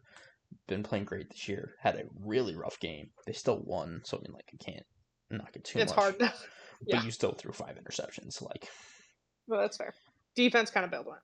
Defense kind of bailed out. Speaking about getting bailed out, the next one on the list is Patrick Mahomes. Still been playing Patrick Mahomes football this year, but has definitely not been elite. Has not been the top of the league. Still been playing great, still been Patrick Mahomes, but has had to be bailed out by his defense, and then most recently by his special teams. Yeah. So I want to make it clear, we're not saying that Patrick Mahomes is not an elite quarterback. It's just this season it's not been great. No, it has been. It has been great. It has not been elite. He's in the great no, that's tier. fair. It's been great because he's Patrick Mahomes and because they keep winning. They're fucking 9-0 bastards. They're fucking bastards. I like the list. I don't have any real complaints. I think prior to this week, like you said, I'd flip Goff and Mahomes, but this week they kind of flipped roles. Like Mahomes didn't really throw any interceptions, and Goff, that's pretty much all he threw. Yeah. I guess we were confused about which team, which confuses me because the Texans were in bright red. Yeah. That's not I even don't know if in that was Detroit's palette anywhere. I don't know if it was you saw red and were like, whoops. Like, I don't know. I don't even. Yeah, Burrow's having a great statistical season. It's just not translating to wins. Yeah. I think Burrow. This is maybe a hot take. Okay. I think Burrow is mildly being exposed. Okay. And here's what I'm going to say on that. Elite veteran quarterbacks are expected to know their offense and how to get the job done. 2 examples. The Baltimore Ravens need a 2-point conversion because the GOAT of kickers decided, fuck it, I don't know how to kick a PAT. Lamar had a choice to make. I call it, in the Ravens offense, an RRPO. He can keep the ball and run. He can hand the ball to someone to run it, or he can pass it. And in the biggest moment, he thought, who on this offense do I trust the most to get the job done? Who wants it more than anybody else? He decided that was himself. He's like, we are going to live and die by me. And he runs it in, gets a 2-point conversion. Joe Burrow needs a 2-point conversion to win a division game in enemy territory. A play call comes in, and either we don't have the confidence, the knowledge, or the understanding to make a change. And know that this team on this day has lived and died by Jamar Chase. Yeah. So I'm going to give my best guy his best shot to win. Just because the play was called doesn't mean that's the play you have to run. Make a change. Whether it's the play call, whether it's the progression, whatever. But I feel like that's come up a few times this year. Of in the biggest spot when the Bengals have the chance to win, he doesn't know how to pull that trigger. I'm not saying the play calling hasn't been terrible or hasn't been a problem, but if you are an elite quarterback, if you are a veteran elite quarterback, you should have the know-how to fix it. And he, I think, of your top tier quarterbacks outside of the rookie, doesn't have that. Yeah, no. Yeah. So I'm not saying he's not in that great category. He's put up great numbers. He's done great things. He would be probably second in MVP conversation if they had a winning record. Yeah. But the fact that you don't have that ability concerns me at year 6. I don't know what the idea was with that play call. I wonder if the thought process was that Jamar Chase was going to get all the attention, which is a fair thought. So that's fine, except when you looked up and saw man-to-man and Jamar Chase one-on-one, You should have. you can change calls at the line. Yeah. Like, they weren't hiding it. The Ravens defense didn't hide it. He was one-on-one with Brandon Stevens, who was not going to beat him. It just seems like a bad idea, but, you know. So, yeah, no, the Ravens, I don't know what the hell they were capitalize on it. I would be like, oh, okay, I see that. We're going to do something different. I would have treated him like Megatron. I would put two guys, Yeah. I would like gunner defense Like, him. Put two dudes like on him. Had we gone to Jamar Chase, it just would have been different. And I'm concerned that he didn't have that he didn't make a change. I think that's weird. I don't understand that. I don't know. That is interesting. If Lamar had been told to throw a pass to Kohler in the end zone, he'd have been like, no. I'm gonna not do that. No offense, buddy, but I'm gonna not. If I have to throw a pass to a tight end, it's going to a different tight end. Yeah, it's going to the other two first. Then we'll talk Zay. We'll talk Aguilar. We'll talk 101 things. I'm gonna run it. I'm gonna give it to him. I will do everything before I do that. Yeah. So it just unless you're standing there so open. Yeah. If they forgot about the fat white guy again, then sure. Yeah. But just but like Mahomes wouldn't have made that play, wouldn't have let that play call happen. Probably not. Like if D-Hop had been eaten all day, which he did. Or he did last week. And then they're like, okay, throw it to. He didn't even think of another wide receiver on his fucking team. That's how bad it is. Throw to Worthy. He'd have been like, no. I have two perfectly capable options. If Kelsey's one-on-one in the end zone, I'm not. It's going there, bro. D-Hop's lucky if he sees that shit. It's just. That's crazy. That was crazy to me. I get that the play call was bad, but as Burrow, when you saw the coverage, make a change. Definitely an interesting situation there. All right. On to the final last category. The elite tier right now. The quarterback's playing the best. There's only two of them. The first one from the Buffalo Bills, Josh Allen. And the number one quarterback in the league this year so far, none other than Lamar Jackson. Yeah. L8. I was so tempted just to mess with you and put him somewhere else and see if you I'll say quickly. Something. I'll say something. I was tempted to send you a picture with him in hot garbage and just see how quickly you would notice. I'd just be like, your computer fucked something up there, bro, because it's not even kind of true. Fucking number one candidate for MVP right now. Let's just check ourselves here. Couldn't do it. But obviously, Josh Allen, we'll start there, has been playing great. Only he's thrown 3 interceptions, which for him is pretty stellar, all things considered. I think he's been playing second in the MVP voting level. That's pretty much it. And then Lamar Jackson has been the runaway MVP this year. Has just been doing pretty much everything for that team. You know, as Dallas was saying earlier, when the team needs a play and they need it the most, he's been the one to do it. So, had a big time couple plays.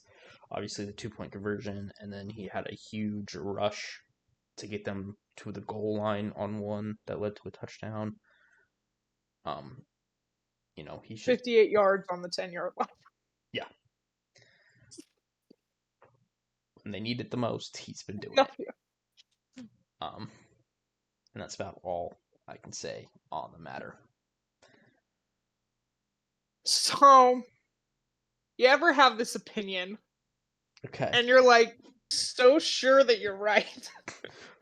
but at some point, either you have to change your opinion or you have to have evidence that you're right. Yeah. So that's where I'm at with Josh Allen. Yep. I have this opinion, and I'm not convinced I'm wrong yet. I'm not changing the opinion. We're not there yet, just so we're clear. But you're running out of time for that evidence. I feel like if I were going to be proven right, it also would have happened by now. Probably. So there's that. I'm not gonna say much else on it. He is playing well. Yeah, I don't think he's been playing well. That's hard to argue with. His interceptions are way down. I was very close He's to putting been him, without. for context, I was very close to putting him in great, just because I do feel like Lamar has kind of been in a tier of his own this year. Tier of his own. That's fair. But I still think Allen has been playing elite. So by the tiers I made, he's No, and still in that one. that's fair. I'm not necessarily bothered that they're in a tier together. I just have this opinion. Yeah. That I don't. And the more I give it, the crazier I sound. And I get that, so I'm not going to get into it. He's been playing great. I give him credit for that. I give him credit for the lack of interceptions. He was without Amari this past week, and they still got the win. Kept it a little closer to not the best team, but that's not the point. I will say this, I don't think you get a ton of credit for blowing out bad teams. Like, you win and that's good, but you don't get like extra credit because you destroyed a terrible team. But he's played well. I definitely think when you look at all of the quarterback play of this year, he is definitely second. Whether like you put him on the same tier or a tier of his own, I don't think there's anyone else you can have in that spot right now. Yeah. So I give credit there. But yeah, it's at some point either I'm gonna have to change my opinion or I'm gonna have to do something. We'll see at some point.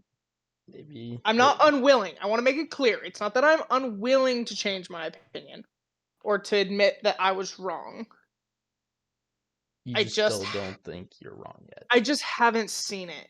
I don't know what I'm looking for, I guess. I don't know what I'm looking for when I watch him, but I don't quite see what everybody else sees. All right. But yeah, that there is the QB rankings for this year. Um, I like it. I do think we did have some movement, but Yeah, overall, I think or just in my opinion, like yeah, I'd move a couple people, but I think it's a solid list. There's nothing I'm sitting here going, what the fuck is that? yeah. Well, again, very And tempted it, to like do one that had Lamar Jackson at like the middle of like shit, not somewhere that you would like really notice. I, here's the thing, that I would just be like, that's not even real. If you'd had like Allen and Burrow at elite, and then Lamar and good, then I'd have been like, what the fuck are you playing at? Okay, noted. Maybe I should have done that. Like, if he'd been low, I'd have been like, you don't even think this. It's not even real. Yeah, that's what I should have done. I should have put him at like where Burrow is, and then move Burrow to where he is. Yeah, and then I'd That been would have like, been good. now I'm upset. But no, I No, would. I think it's a good list. Yeah, no, I do. I think overall Lamar has been the best quarterback. So there you go. Awesome. Got that Well, done. on to a different list.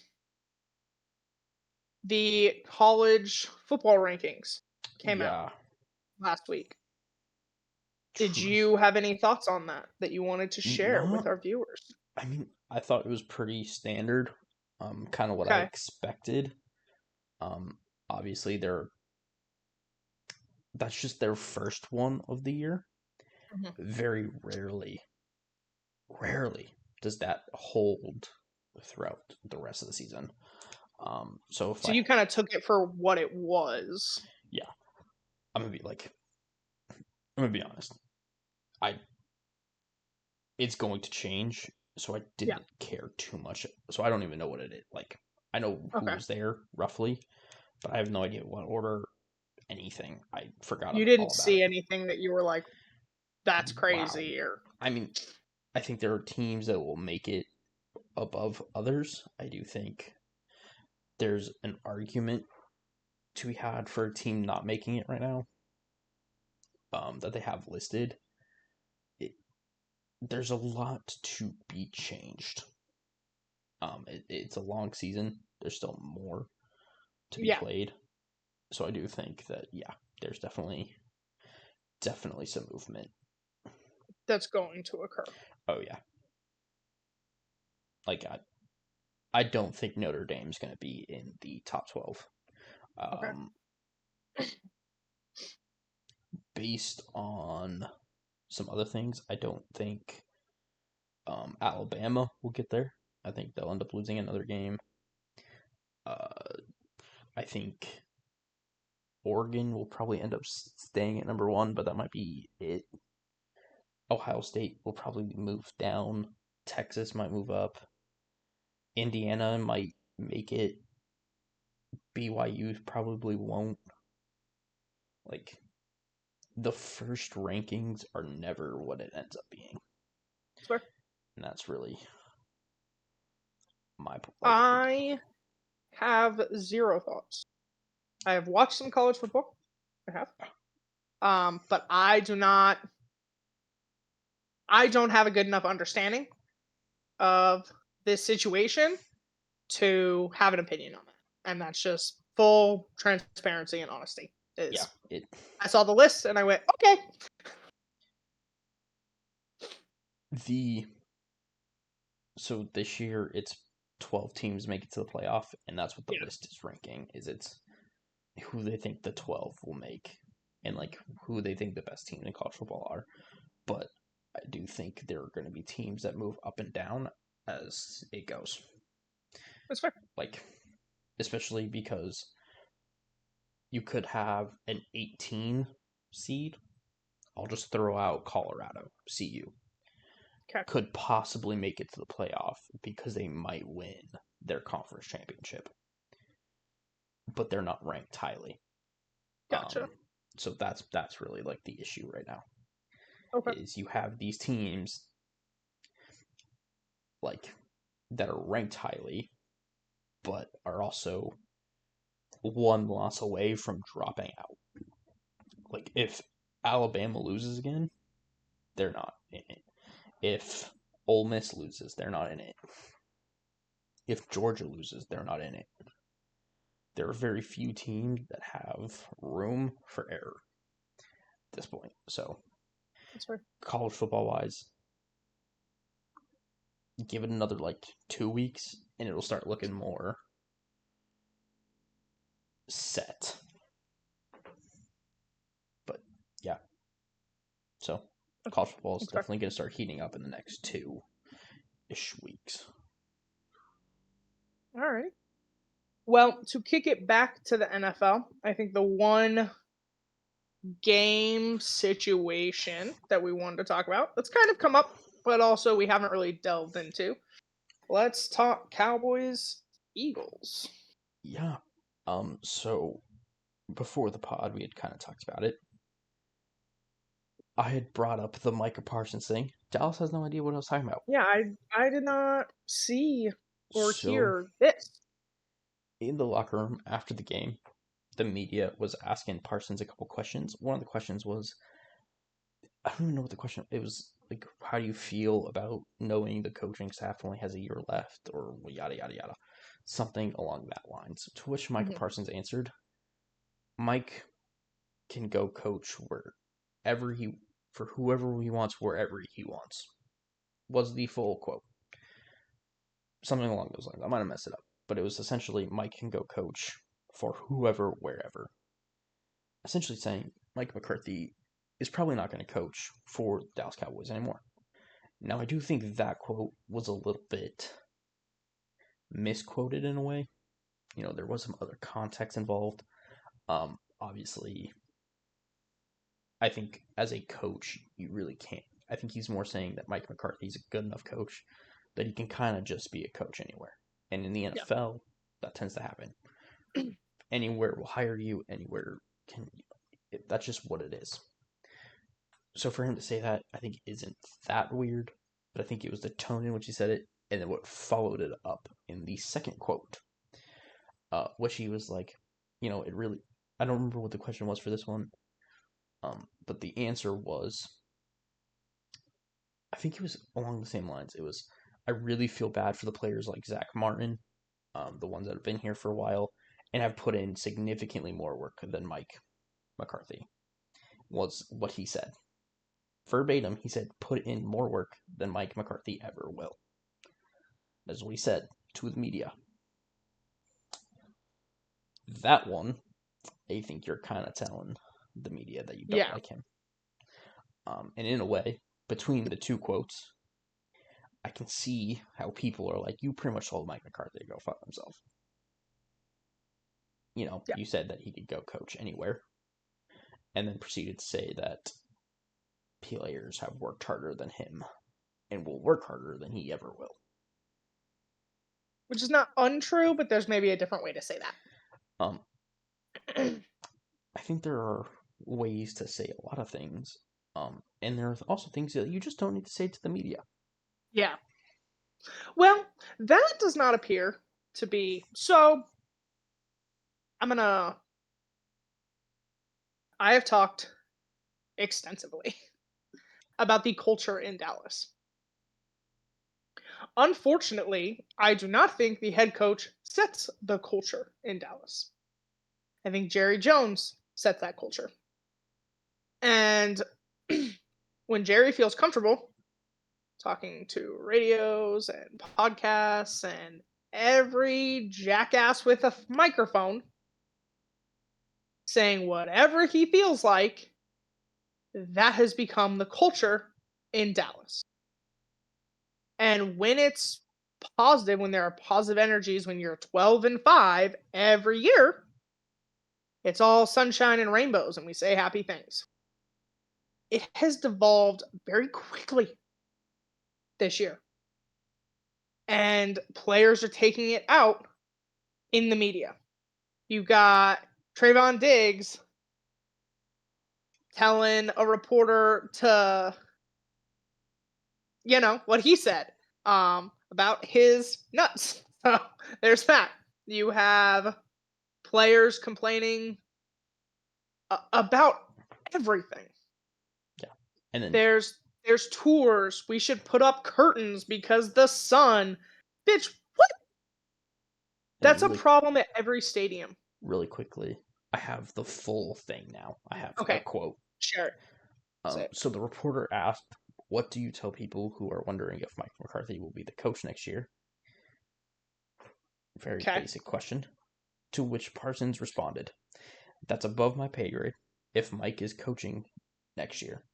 Mike can leave and go wherever he wants. The guys I kind of feel bad for are the vets like Zach Martin, who might be in the last year or close to it. That's who I wanted to hold the trophy for. You want to win games and do big things with the legends like that. Guys who put in more time and more work than Mike McCarthy ever did." Is the full quote. Um, Yeah. There could have not said half that. you Or could just said, could have left McCarthy out of it. I'm gonna be honest, Could you have could have just waited. just said the first sentence. It's above my pay grade. Like, I don't have a say in that. Um, yeah, it's a shit show. It's crazy. Everything is something in Dallas right now. Like everything. Reporter asks a question. Now we're in a fight. From the sun, the tours, the everything. Like there are so many problems in Dallas. It's not even funny. I do not think Mike McCarthy will be the head coach moving forward. I'm not sure that he should be the head coach moving forward. No. As Michael Parsons, though, shut up. Yeah. But Mister, I have my own podcast, which by the way is really weird. Like I listened to part of it or I watched part of it. Like he does that by himself. He just basically gets on and just talks to himself. It was crazy. Um, Yeah. but like this is the culture that's been set. This is the dynamic that has been set. And let Is me we just say whatever comes to our brain whenever we feel like it. because I have a thing. Okay. So you have Micah Parsons' podcast that he does. Okay. Yeah. Amon Ross St. Brown does a podcast, has his own podcast. Yeah. Doesn't he do one with his brother? I think his brother's on it sometimes. Okay. I haven't watched it. I just know it exists. But guess what, guys? On Micah Parsons' podcast, he airs out all this shit for the world. All the dirty laundry. Guess what's like never happening in Amon Ross St. Brown's podcast? It's all with his teammates about good. They're always Yeah. talking good. A lot of times they're talking about like one of the ones I ended up seeing was I think it was with David Montgomery or was it Jameson Williams?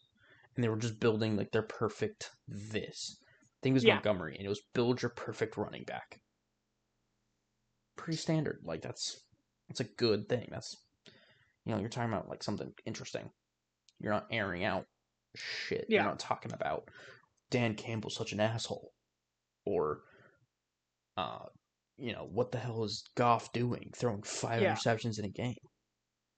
Well, I know Micah was ranking quarterbacks a couple episodes back and failed to list one.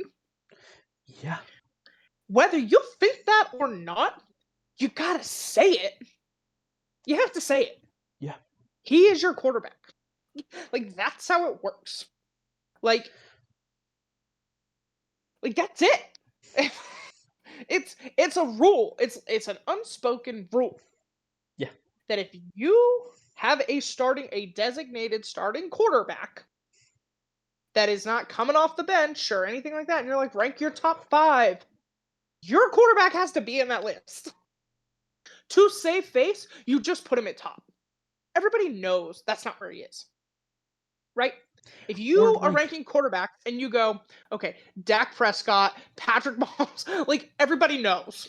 Everybody knows. or like if But just say it. or like even if not, if you're like rank quarterbacks and you're like, all right, top Well, Patrick 5. Mahomes has these MB like Super Bowls. So even Um, if you were like, all right, top 5, and you go like Burrow, Allen, Dak, Lamar, Mahomes, yeah, even you're then like you just in any order, any but order, like, or you're like in that order. I love Dak and he's great, and I think he's one of the best, but I can't put him above the other. Like yeah, if you said that, I'm like, okay, fair enough. Even that, I'm like, all right, that's fine. Or yeah, just don't rank them in order. yeah, Just but give your like, like, you have to say it. You have to say it. Like, it just is. It's just the culture there is a train wreck yeah, and a travesty. And 100. everybody just says the first thing that comes to mind. The sun thing was insane. Everybody plays in the sun. Everybody, oh, it's an outdoor sport. Okay? There are some Like, indoor I'm stadiums. not saying, and you know what? Don't the Cowboys play indoors? Yeah, Then how is their stadium a problem? I'm gonna guess he's talking about How the. is it? Because I'm there's like a window yeah. So I think this has that would explain the curtains thing. Because he was like, get curtains. this has come up in the past that if you look at it right, the entrance to like, so you know how you have like the main like dome area where you can walk around and do all your shit Yeah. in like a normal. When you enter into like the seating area, they have that like arch. Mhm. There's probably a window behind that that's letting Gotcha. in light. Because I saw a picture of basically what it looked like. Looked like shit. Don't get me wrong. Looked hard to see. Where you had the window and basically like their giant screen. Yeah.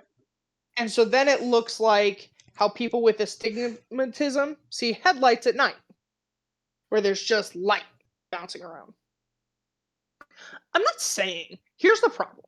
At this point, though, I feel like it's a valid statement, potentially, to be like, man, the sun was just right there.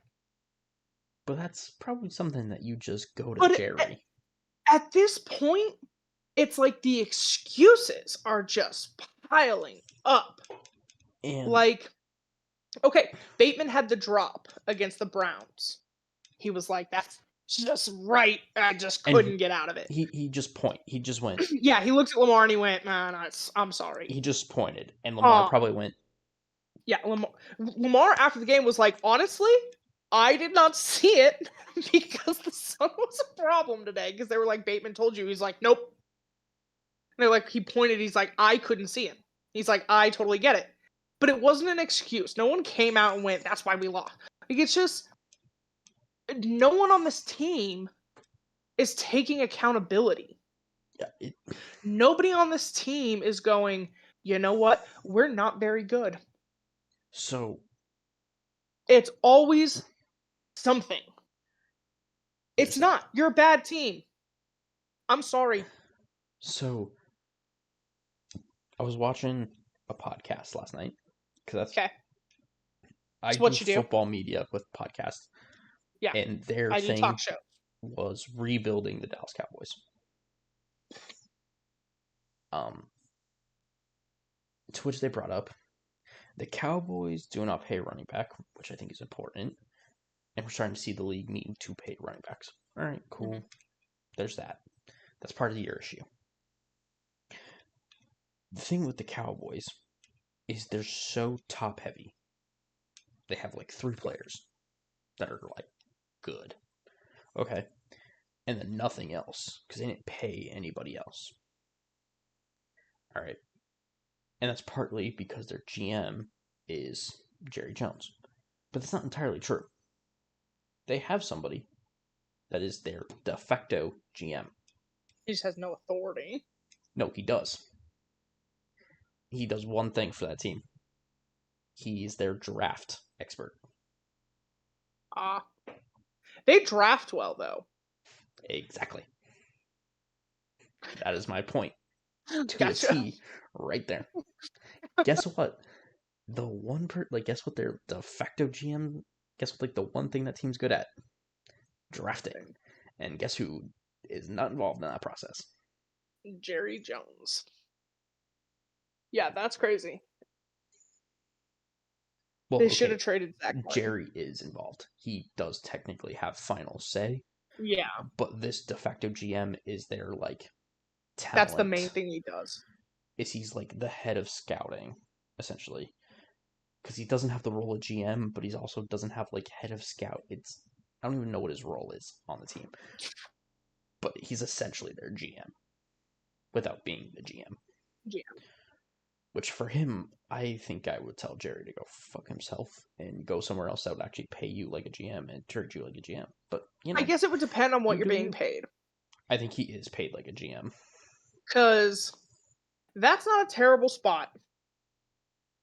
Because you're going to fire me for the team you built? I doubt it. Considering that. And then, like, anywhere you go, okay, like, you look at Belichick's GMs over the years. He got a job in Texas and did great. Everyone's sitting there going, "We think you have potential. Obviously, you know how to scout. If you do the draft, you do that well. You're going to get your shot." Because it doesn't look like you're incompetent. Jerry looks incompetent. Bill Belichick looked incompetent. Yeah. Like, it's not my fault. You can't build a fucking team, pay everybody late, so we pay top of the market. I'd have traded fucking Zach Martin before the trade deadline. That's what I would have done. Would have done 101 things. But yeah, Like, no, I thought it was important to bring up the fact that yes, they do have a de facto GM. yeah, I knew they had someone. I just didn't know what he did. Yeah, no, he's their like he does the draft. That's like Only his thing that team does well. yep. It's crazy. And it's very much because Jerry Jones has no Yeah, no say. like hand in it. It's just they just don't. Just nobody wants to take accountability. Nobody wants to take accountability, Yeah, so, and they just want to chirp. And I that's don't think you can have your ass handed to you. Okay, we just talked about what in-division games look like. Yeah. The Broncos almost beat the Chiefs. Yeah. That is not a real thing. Okay, the Broncos are not better than the Chiefs. But it's an in-division game. It's close. Comes down the wire. The Bengals and the Ravens are essentially the same fucking team. Yeah. Could have gone either way. Close game, high scoring. Like, that's how those games look. So when I know that you have a backup quarterback, I'm aware of that. Yeah. But when you can hold your own, okay, backup quarterback, the Browns whooped the Ravens. Can't tell me that's the only problem. When you can't even compete within your division games, you have a problem. But here's the thing. At home. Dallas, the Browns have an actual backup quarterback. And they're still paying Deshaun Watson a stupid amount of money. And they still have a solid backup quarterback. Cooper Rush, by all accounts, was a solid backup. He won 4 games for you. He was 4-1 with the Cowboys. That's fair. Like, but I also think the Cowboys have other issues on that team. The Cowboys have a terrible roster. It's not a good team. Another thing this you podcast have brought up. One offensive weapon and one defensive player, and none of them can do shit. Yeah. So what they brought up is they very much overachieved their 12-5 last year, or whatever they went. I think it was 12-5. 12-5 was wildly not where this team's at, and that's the issue. Is this team has been 12-5 for the last 3 years, but this team is not a 12-5 team. Well, that's what I was saying last week, or maybe it was 2 weeks ago. When you look at, without knowing their previous year's schedules, and like seeing that in front of me, maybe this week I'll do some research. I think the NFC is a lot stronger than it's been. And last year, Dak Prescott was playing at an MVP level. Yeah. So he was very close. Like, he was probably second, in my opinion, in MVP voting. He was, I believe, second in voting, is how it came out. So there you go. But Lamar deserved the win, but it was him. So when he was kind of carrying that team on his back. When you just look at who they played against. That too. 12 wins wasn't hard to get to. This year, with a stronger NFC. It's not, and your division's gotten stronger outside of the Giants. You can't keep up. You can't keep up. Yeah, no, it's You been got rid of players on the defensive side of the ball. You didn't go out and get anybody on the offensive side of the ball. He built a team that said, I want to expose our weaknesses, and I'm going to do that before I pay anybody. And then he went, fuck it, I'm going to pay everybody out anyway. That's what pretty happened. much, yeah. There was a logical thought process that I saw, disagreed with, but I understood. And then we went, let's just pay everybody anyway. Like, bitch, what? What? Why? It very What's much. happening?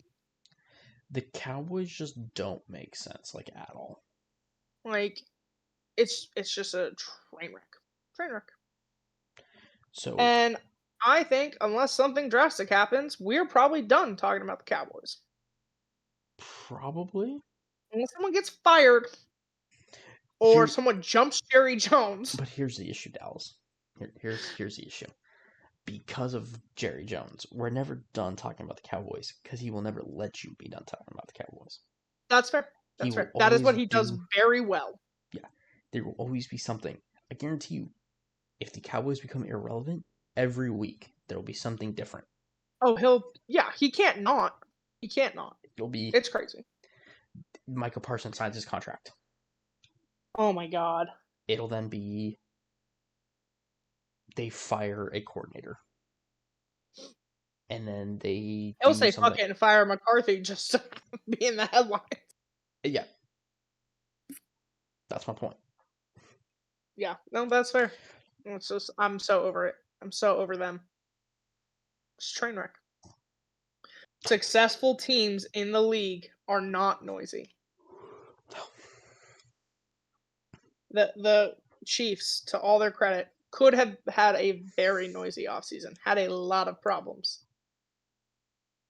Nobody's talking about it because the Chiefs don't talk about it. Yeah. The Ravens don't run their mouth. Week in, week out. It's I just saw not. Deontay Johnson's tweet. Run your mouth, see what happens, bro. Like, that successful teams just shut the hell up and play football. Because it doesn't matter what you say in the media. It doesn't. No. It doesn't. Like, you said it. It's out there. Now we know. CeeDee Lamb wants curtains. Michael Parsons thinks Mike McCarthy can go fuck himself. Yeah. And Jerry's just angry because the team doesn't know how to attack Jerry. So we attack the things he's in control of. Give us curtains. Stop tours. Rather than go, well, Jerry's an idiot. Yeah. Jerry shouldn't So, be the GM. yeah, this is Jerry's fault. Rather than say that, we're going to say everything else. Seems to be the one line we have. It's the one thing we don't cross. Well, I mean, like, to be fair, he does pay you, so. Yeah. I mean, I get my contract regardless. Well, it's also Jerry Jones. I don't know how much. So, I don't think you want to make that man your enemy. that's fair. Fair. He threatened a fire radio host the other day, so That's my point. it's like, that's just not. Let's just not. And he's crazy, so it's like, you open that can of worms, there's no closing it. And he's just a weird. I think he's one. I think he's just so weird that I feel like it's scary. You know what I mean? Where if you speak badly of him, I'm afraid the mob's coming to my door the next day. You know? The Dallas Mafia. Yeah. Well, that's fair. Just a bunch of cowboys. Or Show I up, very much think he'd be one that, like, lasso you by the legs. no, that, like, okay, CeeDee Lamb, I demand curtains. I don't know where they play next, but Jerry Jones being like, bitch, you ain't getting on my plane. You know what I mean? Figure it out. See, that too. That right Like there. that. That is Like 100% what I think would like happen. I could see that of being like Micah or CD didn't travel with the team. Well, if CD has a problem with the way I run the Cowboys, he can take himself. You know what I mean? I Yeah. bought him a fucking bus ticket. Or like, I'm serious. I'm telling you, Like, that's the thing. Is he's so weird that I think he would just be scary. yeah, Like just he's like already now. shown that he doesn't give a fuck. No, Just that's yeah. fires a reporter midair. You could just be like, I'll be like, he did not fire me, just threatened to, but like, so yeah, that's kind of what I see Jerry Jones doing is being like, you have to figure it out yourself. Can't if you want curtains, maybe you can pick them up on your way. Yeah. It's It's fucking crazy. crazy. I don't know, man. All I right. don't know. Well, moving on. Or did you have any other thoughts on last week? Not really. No, I didn't either. I think we talked about most of it. Or at least not one that I want to bring up currently. That's fair. Because That's fuck fair. them. All right. Fuck them.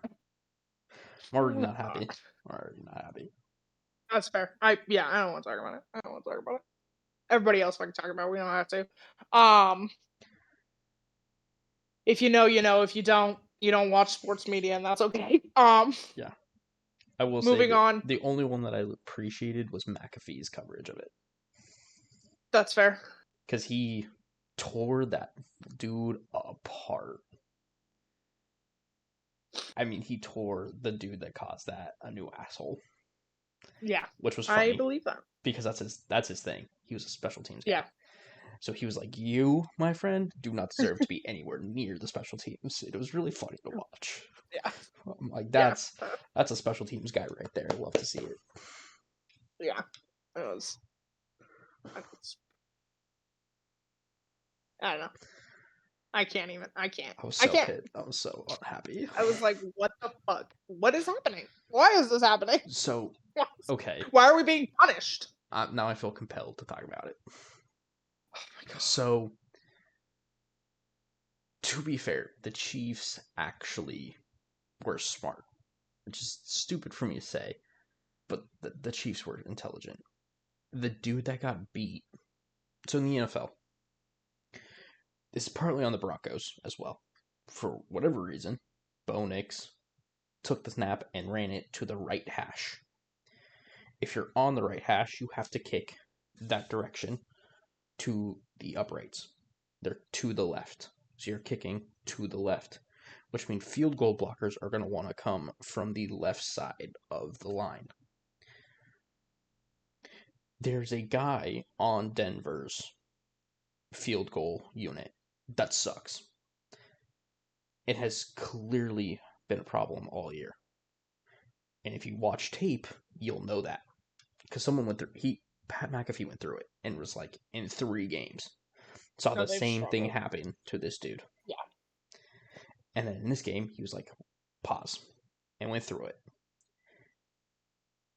And at one point, 3 Chiefs players at the same time just fucking bull rush this dude. And I mean, this dude just gets his ass handed Just gets to him. beat. I mean, it's bad. It's a train wreck. It was a train wreck. And I give a lot of credit to the Chiefs because they clearly went, that guy right there. The Chiefs went into this moment clearly informed. Yeah. Like, They watched film. they knew. watched this tape. And they knew.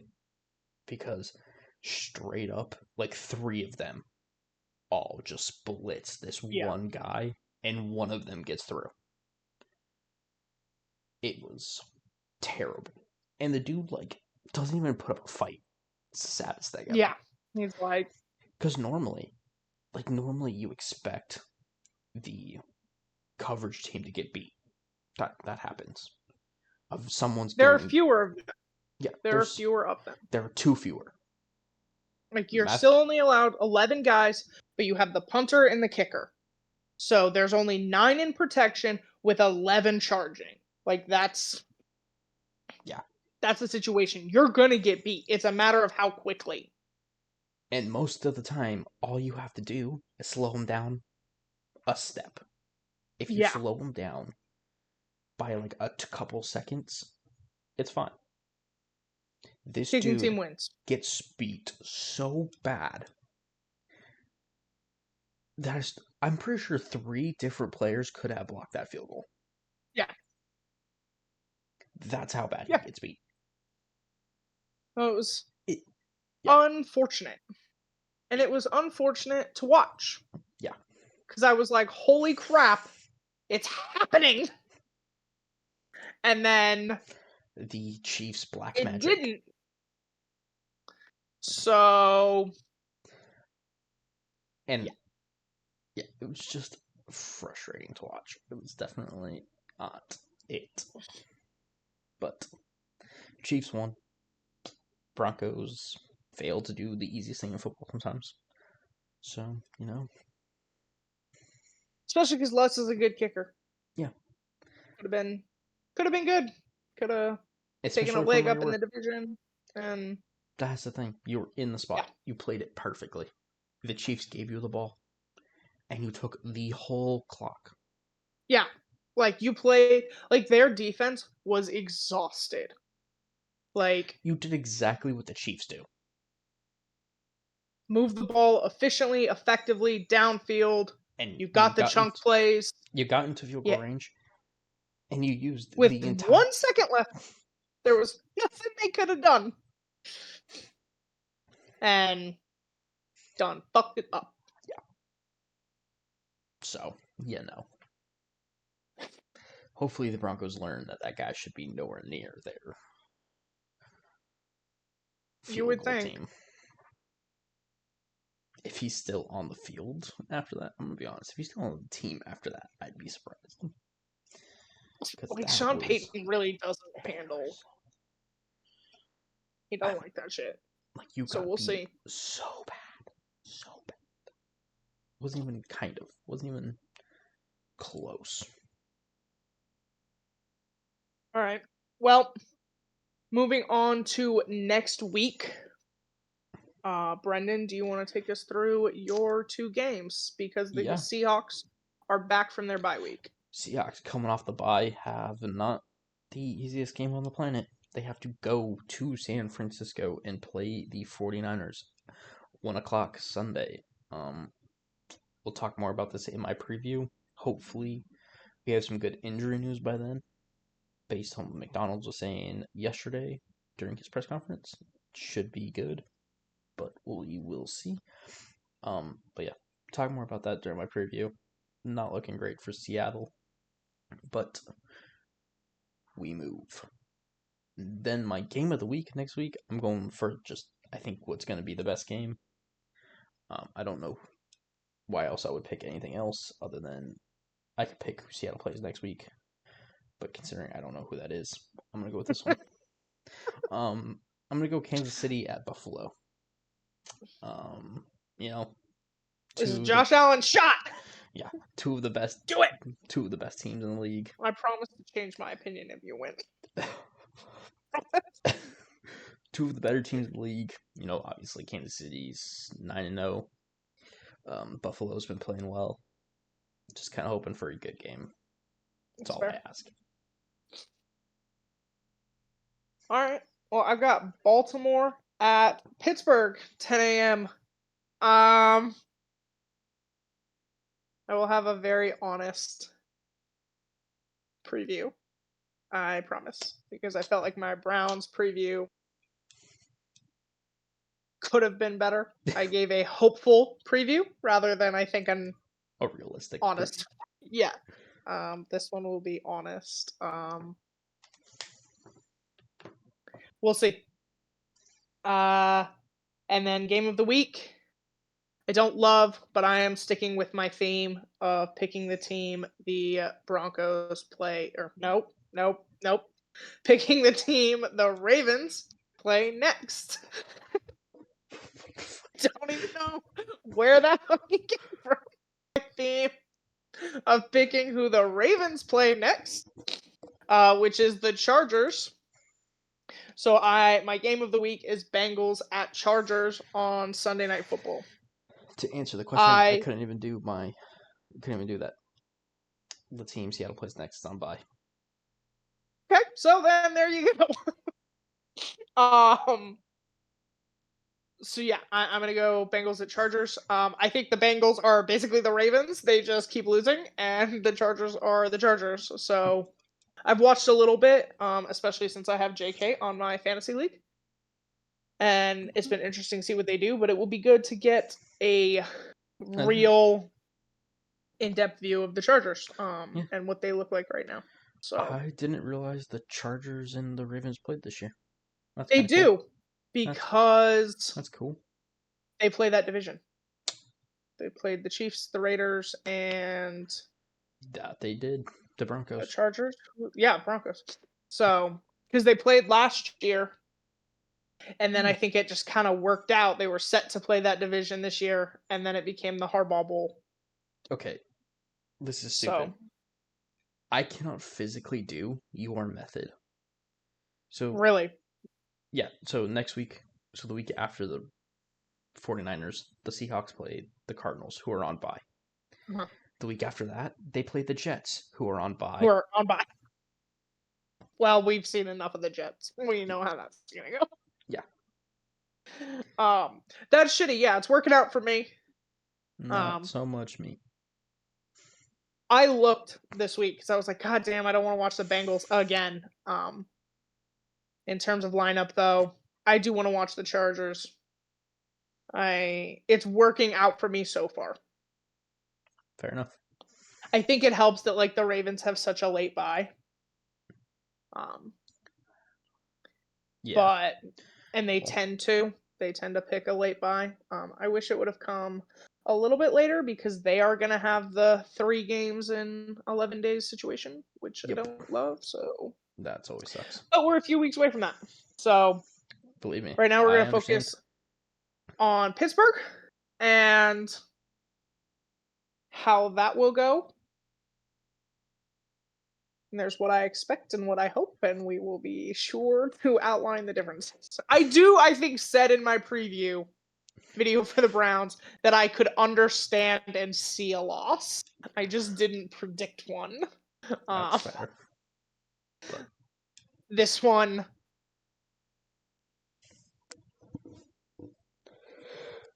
there's not much to do about it. If they win, though, I have zero concerns. I don't give a fuck how it looks. That is what I'll say. If the Ravens beat Pittsburgh in Pittsburgh, I will be like, cool, gonna win the Super Bowl. that's your Super Bowl right there. Yeah. All right. Sounds good. Sounds like a plan. Um. So yeah, I think. But yeah, should be good. And then Sunday Night Football, Bengals and Chargers. See what they look like, and we will be back. Hopefully this week we're gonna get clips rolled out throughout the week. It is my goal. I promise. Yeah. Um. Um. And we'll have our preview videos up. Both teams back. We don't have a short week. I'm sorry about that too. I just couldn't get it up and out Yeah. before Thursday night. So hopefully we get back on track. Works out since we didn't have one for Seattle. Yeah. Didn't really make a difference. But yeah. So we'll have previews out again this week. We will be doing clips. It sounds like. Hopefully, we should. And then that's pretty much it. So make sure to like, Cool. subscribe, comment. Comment on the quarterback rankings if you change anything. If you have someone higher, lower, somewhere in the middle, let us know. And that being said, I've been Brendan. And I've been Dallas. This has been Philosophy's Podcast. Thank y'all.